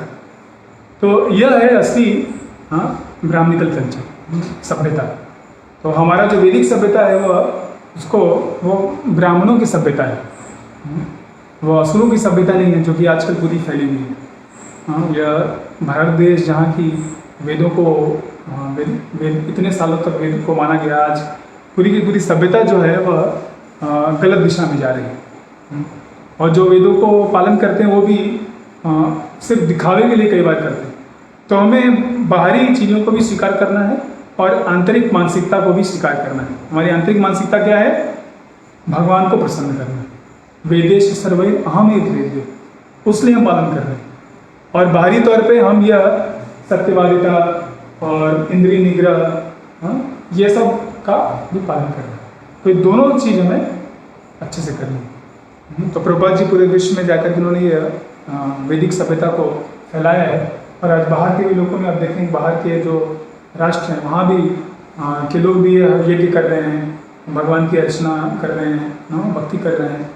और उनको देख करके भारत के लोगों ने फिर से अपनी सभ्यता के ऊपर स्वीकार, उनको उसका महत्व जाना। जिन चीज़ों को हम छोड़ रहे हैं, बाहर के लोग उसके पीछे दौड़ रहे हैं। नेक्स्ट, तो गीता में बता रहे हैं भगवान की जो योग भ्रष्ट है, मान लीजिए जिनका पतन हो गया है, तो उनको फिर से वो मौका देते हैं। या तो ब्राह्मणों के परिवार में या भक्तों के परिवार में जन्म दे करके मौका दे रहे हैं, जिससे कि वह अपने आपको शुद्ध कर सकें। उनको जीवन यापन के लिए ज़्यादा मेहनत न करना पड़े। वो बड़े बड़े घराने में जहाँ व्यवसायी लोग रहते हैं या ब्राह्मण लोग रहते हैं, उनके घरों में उनको जन्म देते हैं, ताकि उसको रोटी कपड़ा मकान के लिए ज़्यादा मेहनत न करना पड़े। वह जो उसका बचा हुआ कार्य है, भक्ति, अपने हृदय का शुद्धिकरण, भगवान का क्या प्रेम प्राप्ति करना, उसके ऊपर ध्यान केंद्रित कर सके। तो यह मौका मिलने पे भी अगर व्यक्ति इसका इस्तेमाल न करे तो फिर वो अपने ही पैरों को कुल्हाड़ी मार रहे। जो भी इन परिवारों में जन्म ले रहे हैं उनके लिए बहुत जरूरी है कि वो भगवान की भक्ति को स्वीकार करें। आम आदमी जो है वो इतना मेहनत कर रहा है, उसको खाने को नहीं मिला तो कहाँ से भगवान की भक्ति के विषय में सोचेगा। लेकिन जिनके पास है, कम से कम उन्हें दूसरों को यह मार्ग दिखाने के लिए कम से कम अपने उद्धार के लिए इसको स्वीकार करना चाहिए। नेक्स्ट, तो ऐसे जो ऊंचे आपको जन्म मिल रहे हैं उससे आपको आत्म साक्षात्कार के लिए मौका दिया जा रहा है। और अगर इनको छोड़ दें, हम इनको इस्तेमाल ना करें, तो हम क्या कर रहे हैं, ये जो बहुत ही बढ़िया मौका मिला है भगवान की भक्ति करने का, मनुष्य जीवन को शुद्ध करने का, भगवान के धाम जाने का, ठीक है, भगवान का जो मिशन है उसमें भाग बन सकते हैं, ठीक है। तो वह क्या होगा, हम उसको छोड़ दे रहे हैं। चैतन्य महाप्रभु बोलते हैं कि भारत भूमि के मनुष्य जन्म हुआ जार, जन्म सार्थक करो करो परोपकार। तो जो भी इस भारत भूमि में जन्म लिया है उस हर एक व्यक्ति का ये कर्तव्य है कि कम से कम इस भक्ति को स्वीकार करें और पूरे विश्व में जाके इसका प्रचार करें। पृथ्वी चाहते रहता नगर आदि ग्राम सर्वत्र प्रचार हो भी मोद। तो एक भारतीय प्रभुपाद जी थे, उन्होंने जाके प्रचार किया, देखिए कितना कल्याण हो गया पूरे विश्व में। तो हम सभी भारतीय अगर मिलकर प्रचार करेंगे तो बताइए पूरा ये जो लोक है पूरा वैकुंठ लोक में परिवर्तित हो जाएगा। तो हमको ये जो मौका मिल रहा है भगवान की भक्ति करने का, वह बहुत बहुत रेयर है। और बहुत अभी जो समय है, ये चैतन्य महाप्रभु का जो समय चल रहा है, इस तरह से सबको भक्ति करने का मौका नहीं मिलता था पहले। और बहुत आसानी से घर में बैठे बैठे आप भक्ति कर सकते हैं, भगवान का नाम ले सकते हैं। हरे कृष्णा कृष्णा कृष्णा हरे हरे, हरे राम राम राम हरे हरे। भगवान के विषय में दूसरों को बता सकते हैं, बाहर जाने की भी जरूरत नहीं है, ठीक है। यूट्यूब हो गया, फेसबुक हो गया, ट्विटर हो गया, इस पे आप स्वयं प्रवचन दे सकते हैं। तो ये जो कोर्स होने के बाद आप सभी लोग जितना हो सके ये प्रचार करिए, और उससे क्या होगा, आपको खुद जो आपने सुना है वो साक्षात्कार होगा। अभी हम बस सुन रहे हैं लेकिन मनन नहीं कर पा रहे। तो भक्ति में या किसी भी वैदिक जो आपका प्रोसेस है।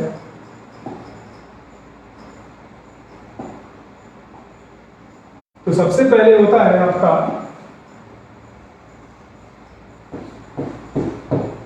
श्रवणम।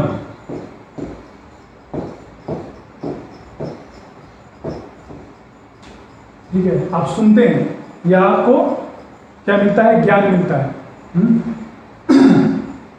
जैसे कि अभी हमारी संस्था में देखिए लोग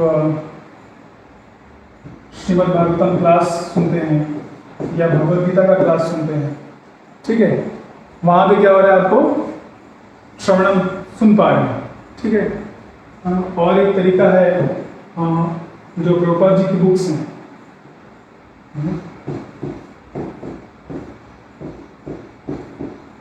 ठीक है, उनका वितरण हो रहा है, वो किसी को मिलता है, वो पढ़ करके उसको मौका मिल रहा है सुनने का, ज्ञान का।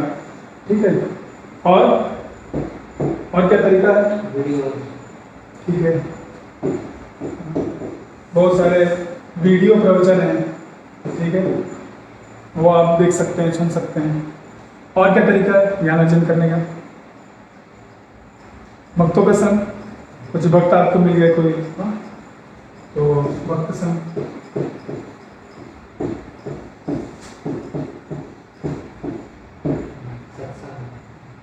भक्त संग, सत्संग की बात। तो यहाँ पे क्या हो रहा है, आपको सिर्फ ज्ञान मिल रहा है, इंफॉर्मेशन मिल रहा है, और जो कि सबसे पहली इंपॉर्टेंट चीज है। सत्य क्या है, संबंध ज्ञान के विषय में वो मिल रहा है, सत्य जो कि सही है। इसके बाद जब श्रवणम होता है तब आपको क्या करना चाहिए, अगला क्या आता है, मननम।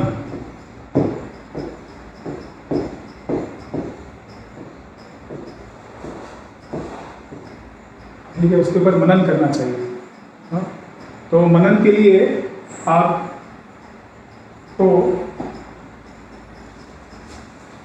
चर्चा करनी होगी। ठीक है, प्रश्न पूछ सकते हैं, खुद विचार कर सकते हैं।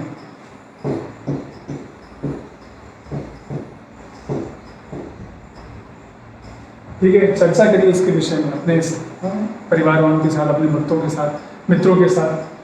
जो जिनसे आपको ज्ञान मिला उनको प्रश्न कर सकते हैं और स्वयं सोच सकते हैं, विचार कर सकते हैं। ठीक है, और अंत में आपको क्या करना है, अपने जीवन में उसका पालन करना है। ठीक है, तो पालन में स्वयं पालन करें या दूसरों को बताएं, वो भी पालन करने का एक तरीका है। तो जब ये करेंगे तो आपको वो जो ज्ञान मिला है, हाँ, वह ज्ञान जो है आपको समझ में आएगा, वो आपका आत्मसात होगा वो। और फिर आपको क्या होगा,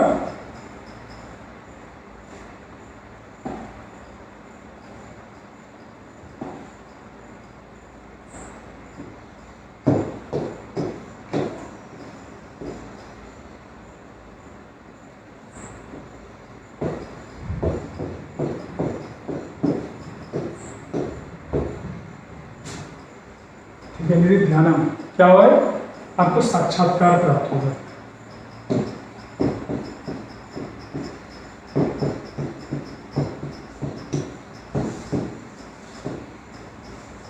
ठीक है, जो भी ज्ञान आपने सुना था पहले, वो अभी आपके लिए सत्य हो गया है। आप एकदम कन्विंस्ड हैं कि वो सत्य है, और आप वो स्वयं भी देख पा रहे हैं। ज्ञानिनस तत्व दर्शन बोलते हैं, तो वो स्थिति आपको प्राप्त होगी। तो श्रवणम, कीर्तनम, विष्णु स्मरणम, इन सब में जितना आप लगेंगे वो करेंगे, फिर आपको ये स्थिति प्राप्त होगी।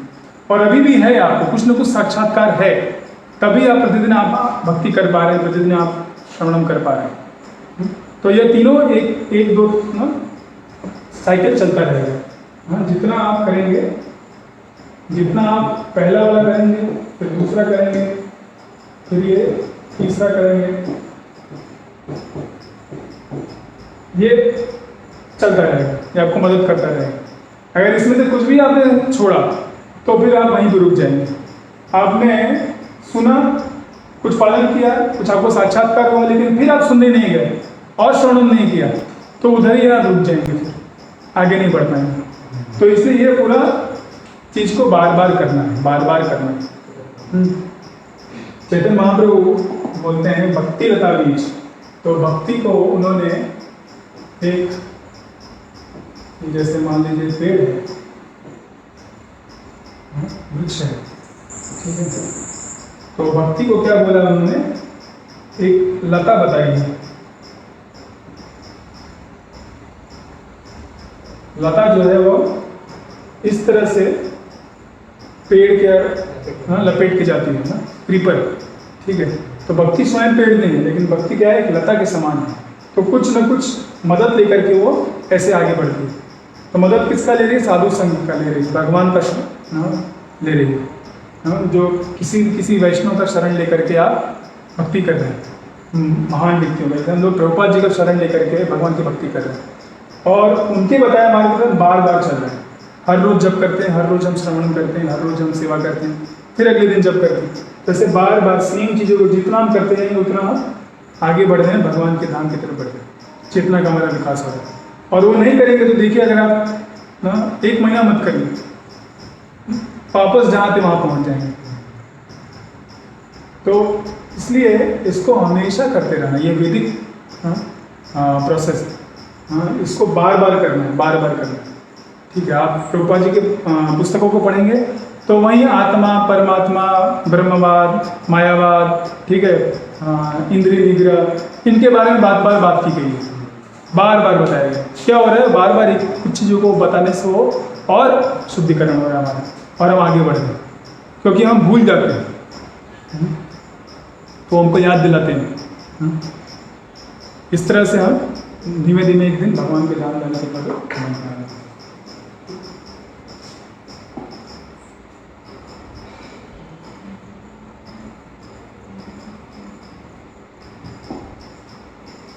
नेक्स्ट।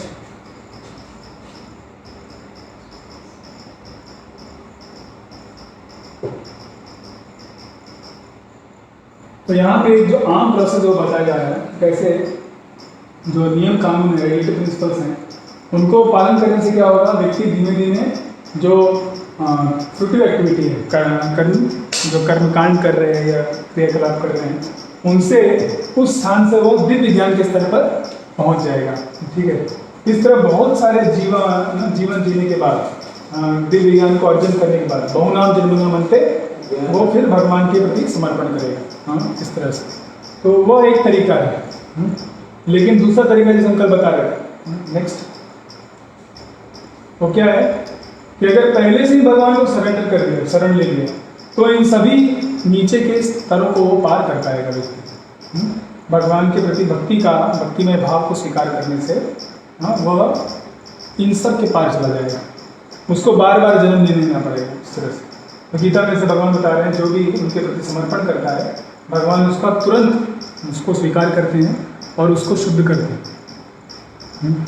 तो जो हमें गुरु का शरण मिल रहा है, कृष्ण का शरण मिल रहा है, उसे हमें स्वीकार करना है और दूसरों को देना है, जिससे कि हम आगे बहुत तेज़ी से बढ़ पाएंगे, वरना बहुत सारे जन्म लगेंगे। जैसे पिछले जनरल प्रोसेस जो है, जनरल वैदिक प्रोसेस जो है, वहाँ पे वर्णाश्रम का पालन होता था और हर जगह था, लेकिन अभी वर्णाश्रम है ही नहीं, तो बहुत ही खतरनाक स्थिति है। इसलिए हमें अपने लिए भगवान के प्रति समर्पण करना बहुत जरूरी है, हमारे खुद के उद्धार के लिए। नेक्स्ट, तो भगवान हम सब के हृदय में स्थित है, जो हमारे हृदय में स्थित है, आपके हृदय में स्थित है, सबको वो क्या कर रहे हैं, डायरेक्शन दे रहे हैं, कैसे उनको सही पथ मिले। ददामी बुद्धि योगम तम, बता रहे हैं कि क्या सही है क्या गलत है, और इस तरह से अगर वो कुछ गलत भी इच्छा करे तो भी भगवान उसको बचा लेते हैं। लेकिन बाकी लोग जो हैं उनको भगवान करने देते हैं जो करना चाह रहे हैं, गलत कार्य, क्योंकि वह उसका रिस्क उनके ऊपर है। लेकिन क्योंकि भक्त ने उनके प्रति समर्पण किया है, तो भगवान क्या करते हैं, उसको पहले से ही सही पथ पर, कुछ अगर गलत दिशा में जा रहा है तो अंदर से उसको बताने लगते हैं। नेक्स्ट, तो श्रीमद् भागवत का श्लोक है, स्वपादमूलम भजता प्रियस्या तत्प्राण भावस्य हरि परेशः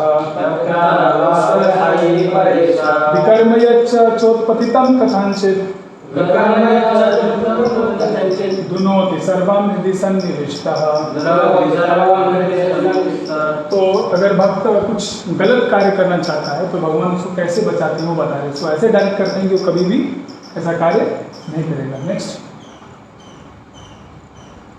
तो भगवान इतने दयालु हैं कि जो वह भक्त जो उनके प्रति पूरी तरह से समर्पित है, अगर वो कभी कभी गिर भी जाए विकर्मित पथ पे, हाँ, भक्ति या वेदों के विपरीत कार्य कर रहे, फिर भी भगवान उसको तुरंत उन कार्यों को शुद्ध कर देते हैं उसके हृदय में बैठे हुए। हाँ, ये इसलिए क्योंकि भक्त उसको उनको बहुत प्रिय है, वो उनका खुद का पुत्र है या पुत्री है, इसलिए वो उनको बचाते हैं और उनको शुद्ध करते हैं अगर वो गलत पथ पे चला भी जाए। क्योंकि भौतिक जगत जो है बहुत ही 3 गुणों से आच्छादित है, तो जब तक आप महाभागवत नहीं बन जाते तब तक ये रहता है, चांस रहता है कि हो सकता है गलत कार्य करें, गलत इच्छाएं करें। लेकिन भगवान ने दयालु उनके अगर कुछ करना भी चाहें तो कर भी दें, फिर भी आपको अशुद्ध करते हैं। लेकिन इसका मतलब ये नहीं कि हम जो चाहे वो करें। ये किस लिए है? एक्सीडेंटल फॉल डाउन के लिए, प्लान फॉल डाउन के लिए नहीं। खुद से प्लानिंग करके हम गलती कर रहे हैं तब आपको भुगतना पड़ सकता है। जैसे भरत महाराज, हाँ, एक्सीडेंटल नहीं था वो जान रहे थे कि मैं साधना में गड़बड़ कर रहा हूँ, ये मेरी साधना में मुझे डिगा रहा है, हटा रहा है, फिर भी उन्होंने एक्शन नहीं लिया। एक्सीडेंटल फॉल डाउन है अजामिल का। अजामिल गया था सेवा करने की और जाते वक्त उसने वो वेश्या का देख लिया और उसका मन जो है भ्रमित हो गया। तो इस कारण भगवान ने उसको आखिरी में बचाया।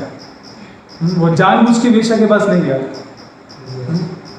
तो यह जो बताया जा रहा है यह इससे नहीं बताया जा रहा है कि हम फिर कुछ भी करते हैं, ऐसे नहीं।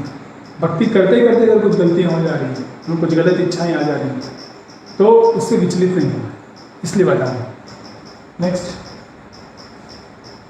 तो इस मंत्र में जो भक्त है भगवान से सीधे सीधे प्रार्थना कर रहा है कि उनको वह शुद्ध करे। मनुष्य जो है not to err is human and to forgive is divine. तो भगवान हमको माफ़ करते हैं। तो ये भौतिकवादी जो जीव है वो हमेशा कुछ ना कुछ गलतियाँ करता रहता है, करने का उसमें चांस रहता है। इसलिए सिर्फ एक ही कार्य कर सकते हैं कि आप भगवान की शरण दीजिए और इस तरह के जितने भी गलतियाँ हैं उनसे भगवान हमको बचा सकते हैं। तो भगवान जो है पूरी तरह से अपने प्रति जिसे समर्पित भक्त हैं उनको शरण देते हैं और वो उनके पास समय की कमी नहीं, शक्ति की कमी नहीं। ठीक है, हर भक्त को वो मदद कर सकते हैं। जरूरत क्या है? हमें समर्पण करने की, हमें इच्छा करनी है। जैसे हम इच्छा करेंगे आप देखेंगे वैसे ही हमको मदद मिलती है। और भगवान खुद से आकर के पथ, हमारा पथ जो है वो दिखाते हैं। बदामी बुद्धि होगी। नेक्स्ट, तो इस तरह सभी के सभी जो हमारी समस्याएं हैं वो सिर्फ भगवान के प्रति समर्पण करने से और उनका जो डायरेक्शन है वह स्वीकार करने से सॉल्व हो सकता है। तो भगवान यहाँ पे 2 तरीके से दे रहे हैं, गाइडेंस दे रहे हैं।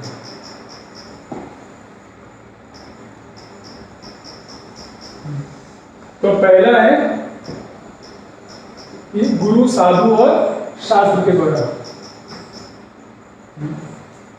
हमारे गुरु वृंद वो प्रचार कर रहे हैं, हाँ, जो पहले के साधु हैं, हाँ, आत्मा उन्होंने बताया है। ठीक है, जो शास्त्र है वो बता रहे हैं, तो उनसे हमको भगवान के विषय पता चलता है और सही पथ क्या है वो पता चलता है। ये एक पहला चीज। और दूसरा, हाँ, भगवान स्वयं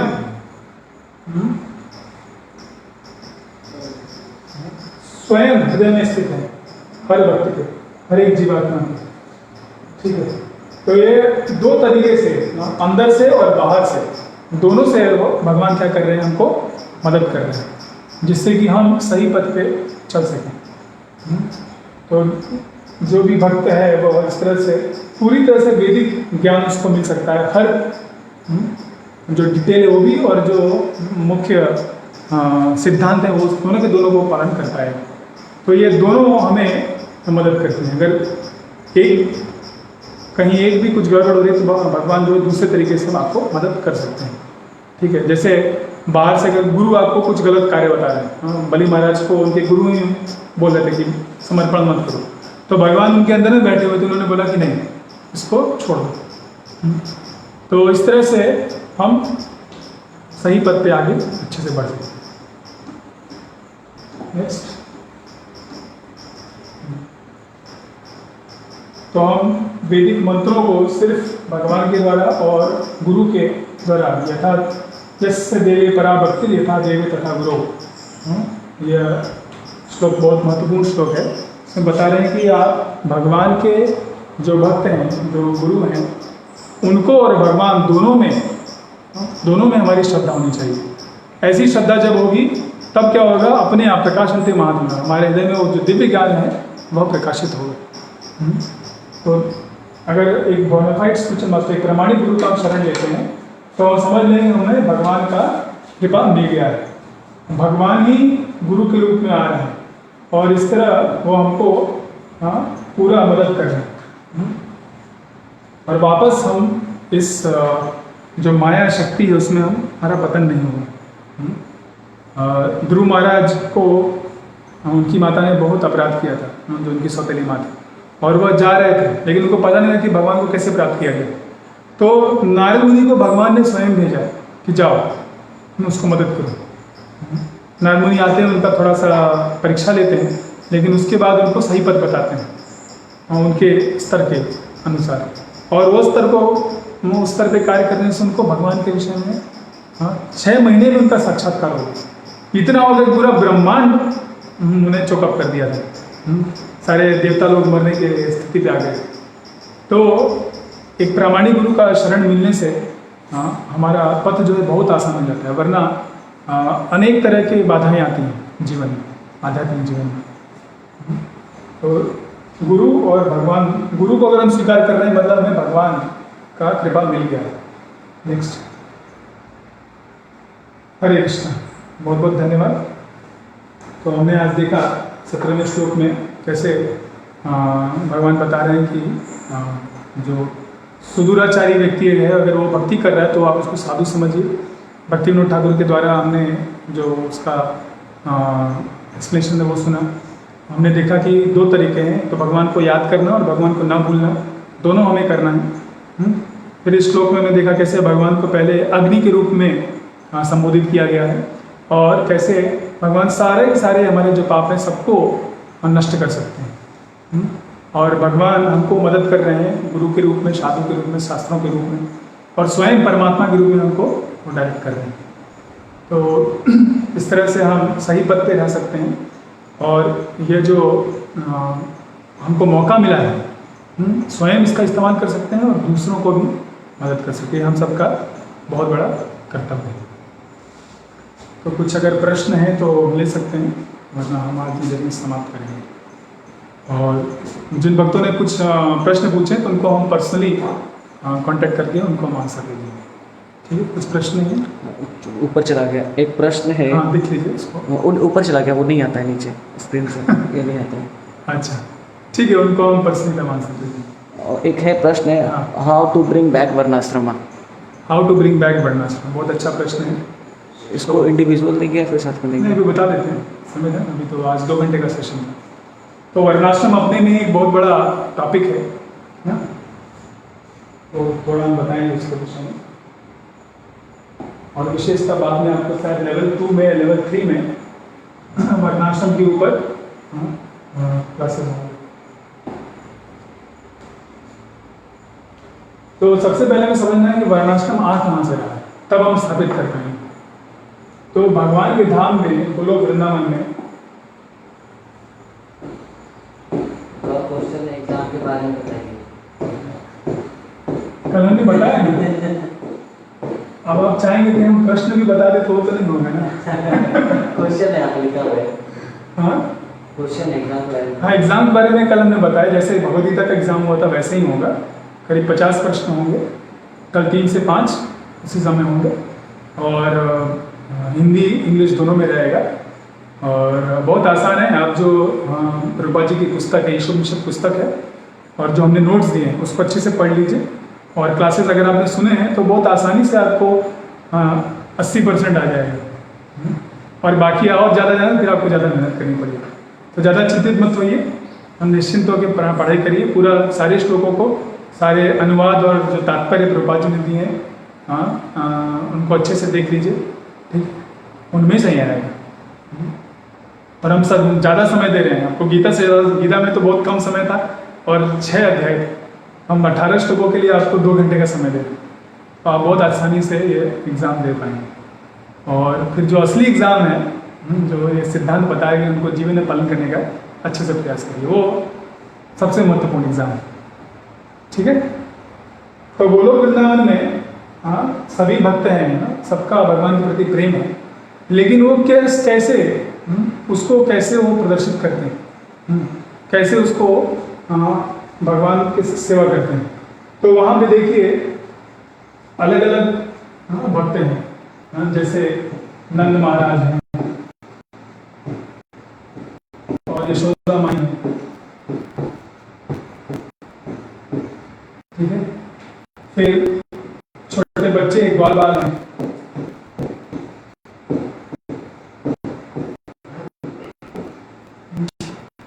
फिर गोपियां हैं भगवान की, गाय है,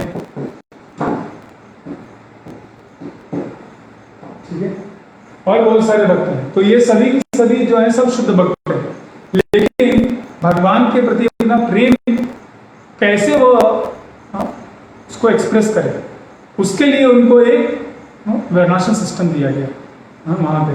तो नंद महाराज जो यशोदा माई वो गृहस्थ धर्म कर रहे हैं, ठीक है। ग्वाल बाल जो है वो अपने बच्चों का धर्म कर रहे हैं, गायें अपना धर्म कर रहे हैं। तो यह वर्णाश्रम का जो उत्पत्ति है ये आध्यात्मिक जगत से हुआ है। एक ऐसे शुद्ध भक्त अपने कृष्ण प्रेम को भगवान के प्रति प्रदर्शित करें, क्योंकि आप भगवान को प्रेम करना चाहते हैं। जैसे यशोदा माई चाहती हैं कि कृष्ण उनके साथ ही रहे हमेशा, लेकिन उससे क्या होगा, ग्वाल बालों को मौका नहीं मिलेगा उनका सेवा करने को, गायों को मौका नहीं मिलेगा। तो भगवान ने बनाया कि जिस तरह हर व्यक्ति उनको प्रेम कर सके बिना दूसरे को ठेस पहुंचाए, बिना दूसरे को रोके। तो जो गृहस्थ एक माता का धर्म है, पिता का धर्म है, पत्नी का धर्म है।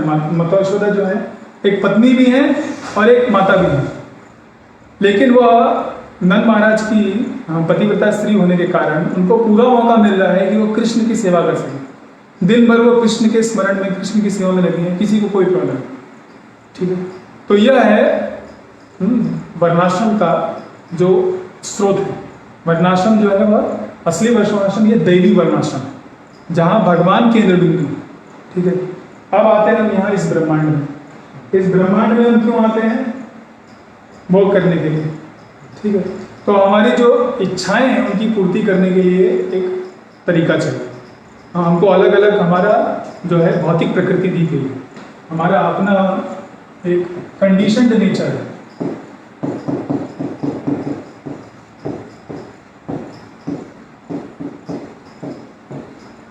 ठीक है। बद्ध, हमारा जो बद्ध प्रकृति है, ठीक है, इसमें आपके 4 प्रमुख रूप हैं। पहला है ब्राह्मण,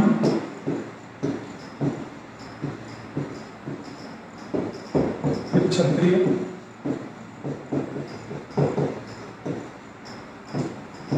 वैश्य और चौथा है शुद्ध, ठीक है। यह 4 प्रमुख जो है आपके बद्ध प्रकृति है। तो ब्राह्मण कौन व्यक्ति है? जो कि ज्ञान में, नॉलेज में डील करे, वो पढ़ता है, पढ़ाता है, ठीक है, दूसरों को ज्ञान देता है, ठीक है।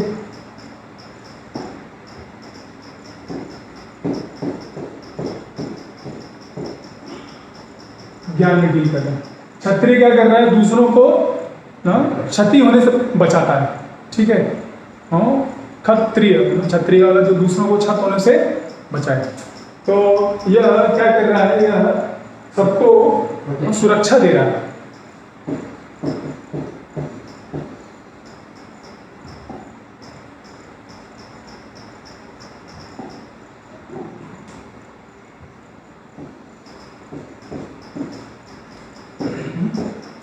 सबको सुरक्षा दे रहा है।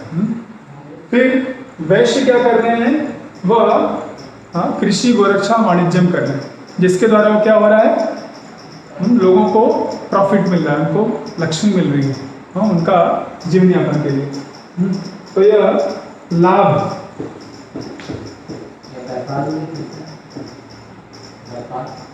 लाभ हो रहा है ना, कृषि गोरक्षा वाणिज्यम बोला ना व्यापार। तो लोगों को लाभ देने में लाभ की आवश्यकता है। अगर क्षत्रिय है तो उसको क्या करना पड़ेगा, उसको अपनी सेना बनानी पड़ेगी, सेना के फिर उसको पैसा देना पड़ेगा। पैसा कहाँ से आएगा, वो वैश्य है, ठीक है।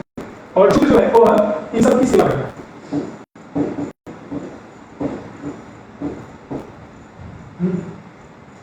तो उसका कार्य क्या है, वो अपने ये तीन जो हैं, ये तीन को किसी की आवश्यकता नहीं है। ब्राह्मण भी सेपरेट रहता है, ठीक है, उसको किसी के नियंत्रण में नहीं रहता। क्षत्रिय भी स्वयं रहता है, और वैश्य भी अपने से ही वो लाभ कमा सकता है, कृषि कर सकता है, ठीक है। तो ये लोग क्या कर रहे हैं, ये लोग रिस्क ले रहे हैं। शूद्र जो है रिस्क नहीं ले सकता, ठीक है, वो इनकी सेवा कर रहा है। या तो ब्राह्मण को मदद करेगा ज्ञान अर्जन करने में, ज्ञान का प्रसार करने में, क्षत्रिय को मदद करेगा सुरक्षा देने में, वैश्य को मदद करेगा लाभ प्राप्त करने में। तो जैसे उदाहरण के लिए अगर ब्राह्मण ने कोई स्कूल खोल रखा है, ठीक है, तो वहाँ पे अटेंडेंस लेना, वहाँ पे साफ सफाई करना, वो कार्य में शूद्र मदद कर सकता है। या क्षत्रिय जो है, जो राजा है, उसके लिए उसको घोड़े चाहिए होंगे या बंदूकें चाहिए होंगी, वो बनाने का कार्य, ठीक है, वो शूद्र कर सकता है। यहाँ तक कि कहा जाता है टेक्निकली, जो हो सकता है लोगों को बुरा लगे, लेकिन जो हमारी सेना है, सेना में जो सैनिक हैं, वो भी एक तरह से शूद्र ही हैं।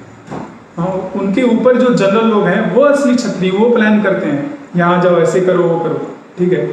हाँ, लेकिन जो एक आम सैनिक है, वो क्या है, वो भी शूद्र का ही कार्य कर रहे हैं।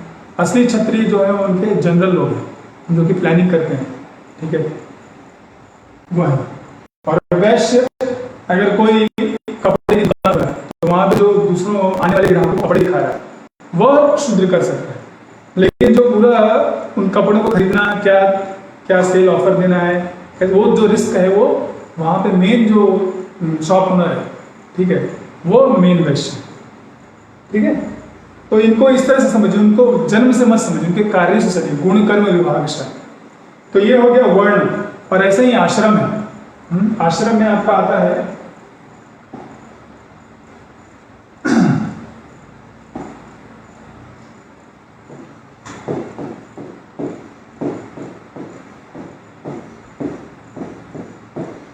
कैसे आप आश्रय ले रहे हैं भगवान का, ठीक है, भगवान का आश्रय कैसे ले रहे हैं, यह आध्यात्मिक पाठ है। तो इसमें चार तरीके से आप कर सकते हैं। पहला है ब्रह्मचारी के रूप में,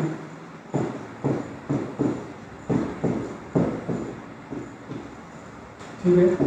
दूसरा फिर आप गृहस्थ के रूप में कर सकते हैं।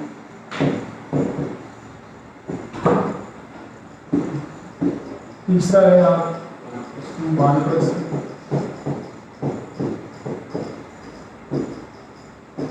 चौथा है सन्यासी के रूप में।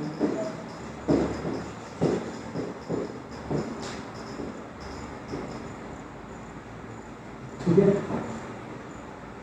तो ब्रह्मचारी के रूप में क्या है, आप गुरु के आश्रम में रहते हैं और उनकी सेवा करते हैं। आपका दो ही कार्य है, ज्ञान को अर्जन करना और गुरु की सेवा करना, ठीक है। गृहस्थ का क्या है, वह विवाह करता है और वहाँ पे वो सारे समाज की मदद करता है, सेवा करता है, ठीक है। जो उसने ब्रह्मचारी आश्रम में सीखा है उसको ही वो साक्षात्कार करने का प्रयास करता है। ये 25 साल, फिर ये 25 साल, फिर अगले 25 जब वो उसके बच्चे बड़े हो जाए तो फिर वो वानप्रस्थ आश्रम में जाता है। जितनी भी उसने ये इंद्रवृत्ति की उसको मुक्ति पाने के लिए वो तपस्या, घोर तपस्या करता है। और फिर जब साक्षात्कार हो जाए सन्यासी के रूप में, फिर वो पूरे सबको वो प्रचार करता है। तो यह क्या है, भगवान को कैसे आप आश्रय ले रहे हैं। क्या आप विवाह के बिना रह करके गुरु के आश्रम में हैं, या विवाहित हैं, या विवाहित हो गए, अभी आप छोड़ दिए, रिटायर्ड हैं, या आप विरक्त हो गए। तो पहले वर्णाश्रम को स्थापित करने के पहले वर्णाश्रम समझना होगा। अलग अलग वर्ण क्या है, अलग अलग आश्रम क्या है, कैसे वो डिफाइंड होते हैं, ये सब शास्त्रों को अच्छे से पढ़ना होगा। तो ये जो गुरुकुल आचार्य ट्रेनिंग कोर्स कर रहे हैं, ये पहला एक स्टेप है जिसमें कि हम समझेंगे है क्या वर्णाश्रम, शास्त्रों में दिया क्या है। ठीक है, और फिर आप इसको अपने जीवन में पालन करके उसको दूसरों को फैलाएं। ये दूसरा स्टेप इसमें आपको मदद करे, क्योंकि इस युग में यह बहुत ही कलयुग है। इसमें लोगों का जो स्तर है बहुत गिरा हुआ है, आध्यात्मिक स्तर। तो हमें सबसे पहले क्या करना है, भगवान की भक्ति को स्वीकार करना है, जो भागवत भक्ति है और अर्चना सिद्धि, अर्चना विधि है। भागवत मार्ग,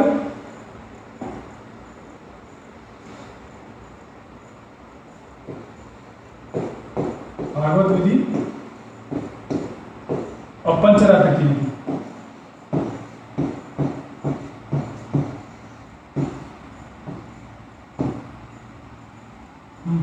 तो भागवत विधि में क्या क्या आता है,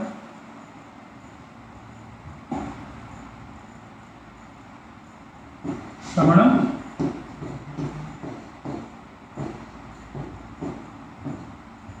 कीर्तनम,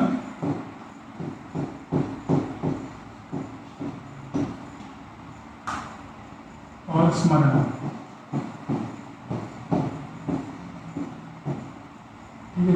ये तीन में जो व्यक्ति लगा है वो भागवत विधि कर रहा है। तो पहले ये सबको स्वीकार करना, क्योंकि हम वर्णाश्रम, हमें खुद का वर्ण और आश्रम पता नहीं है। तो इससे आपका शुद्धिकरण और बहुत तेजी से भक्ति का विकास होता है। क्योंकि वर्णाश्रम का मेन चीज क्या है, विष्णु को आराधते, विष्णु की आराधना करना। तो इसलिए सबसे पहले भागवत विधि का प्रचार करें, फिर धीरे धीरे जैसे आगे बढ़ता फिर आप उनको पंचरात्र की विधि में लगाइए। अर्चना, ठीक है, पूरा 64 अंग जो है उसमें अधिकतर तो अर्चना के विषय में है। तो मंदिर में जो भगवान की विग्रह है वो है, तो अपने घर में विग्रह रखिए। ठीक है, तो ये दोनों जब आप करेंगे तो आपके हृदय का, आपके मन का शुद्धिकरण होगा और आपका जो असली प्रकृति है, ब्राह्मण, क्षत्रिय, वैश्य, शूद्र, वो उभर के आएगी और फिर आप उनके अनुसार कार्य कर सकते हैं। तो वर्णाश्रम का स्थापित करने के लिए सबसे पहले हमें समझना पड़ेगा वर्णाश्रम है क्या, और फिर जो आपका अभिधेय है, पहले भागवत विधि, फिर पंचाग्नि की विधि, और तब जाके उसके बाद फिर आप वर्णाश्रम विधि का, वर्णाश्रम के ऊपर कार्य कर सकते हैं।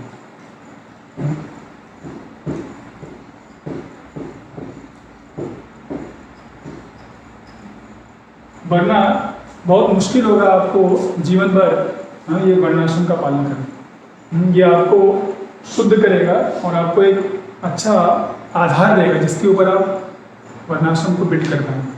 ठीक है, और वर्णाश्रम द्रौपदी जी बोलते हैं कि ये है, आज भी लोग हैं जो कि ज्ञानी हैं, आज भी लोग हैं जो कि दूसरों को सुरक्षा दे रहे हैं, आज भी लोग हैं जो कि व्यवसाय कर रहे हैं। उनको बस वैदिक रूप में करना होगा।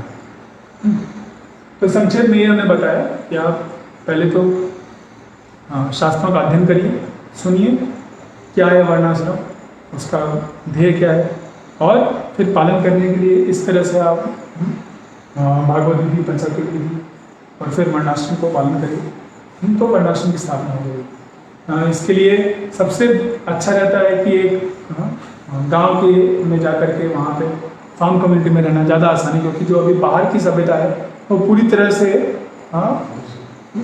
विपरीत है, वेदों के विपरीत है। लेकिन अगर आप शहर में भी हैं तो शहर में भी इन सिद्धांतों को पालन कर सकते हैं।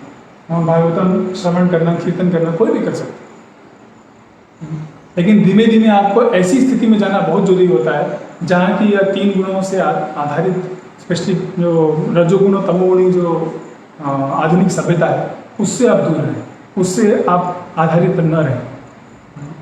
पिछले 1 साल में आपने देखा जो भी लोग शहरों में हैं उनको कितनी दिक्कत है। अगर आप गांव में आपका अपना खेत है, रहने का स्थान है, आप वहाँ पे उगाइए खाइए, किसी के लिए पास आपको जाने की आवश्यकता नहीं पड़ती। यहाँ 4-5 किलोमीटर दूर में ही आपकी सारी की सारी आवश्यकताओं की पूर्ति हो जाएगी।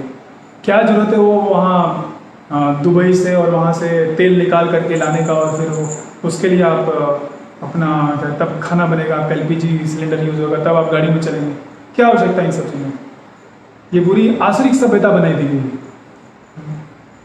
वरना हमको इन सब की कोई आवश्यकता नहीं। इन सब के बिना 200 साल पहले लोग कितने आराम से रहते थे। तो हर चीज़ के लिए कुछ भी हमको आटा भी खरीदना है तो जाइए दुकान से लेके आइए। क्या जरूरत, पहले हमारे यहाँ खुद ही चक्की रहता था, ठीक है, गेहूँ रहता था और उसको हर रोज़ माताएं पीसती थी और बनाती थी। अभी उस आटे के जो खरीद के आप ला रहे हैं उसमें क्या डाला, आटे के में क्या क्या मिला के रखा है, हाँ, वो आपको क्या पता। तो इसलिए प्रभुपाद बोलते हैं यूज़ व्हाट यू प्रोड्यूस, आप वही इस्तेमाल करिए जो खुद से आप बना रहे हैं। तो उसके लिए आपको एक गांव साइड में आकर के खुद का फार्म कम्युनिटी बनाना पड़ेगा। तो अगर सीधे सीधे कर सके तो बढ़िया है, नहीं तो धीमे धीमे जहाँ है वहाँ पे सब सिद्धांतों को पालन करते हुए आप कर सकते हैं। हरे कृष्ण। और कोई प्रश्न है? तो कल के एग्ज़ाम के लिए आपको क्या कहते हैं, ऑल द बेस्ट, और अच्छे से पढ़िए। और आगे भी अगर कुछ प्रश्न है तो आप भेज सकते हैं। इन केस कुछ अगर लगा तो हम नेक्स्ट वीक एक एक्स्ट्रा क्लास भी रख सकते हैं ऑप्शन। बहुत बहुत धन्यवाद। श्री सोमेश्वर।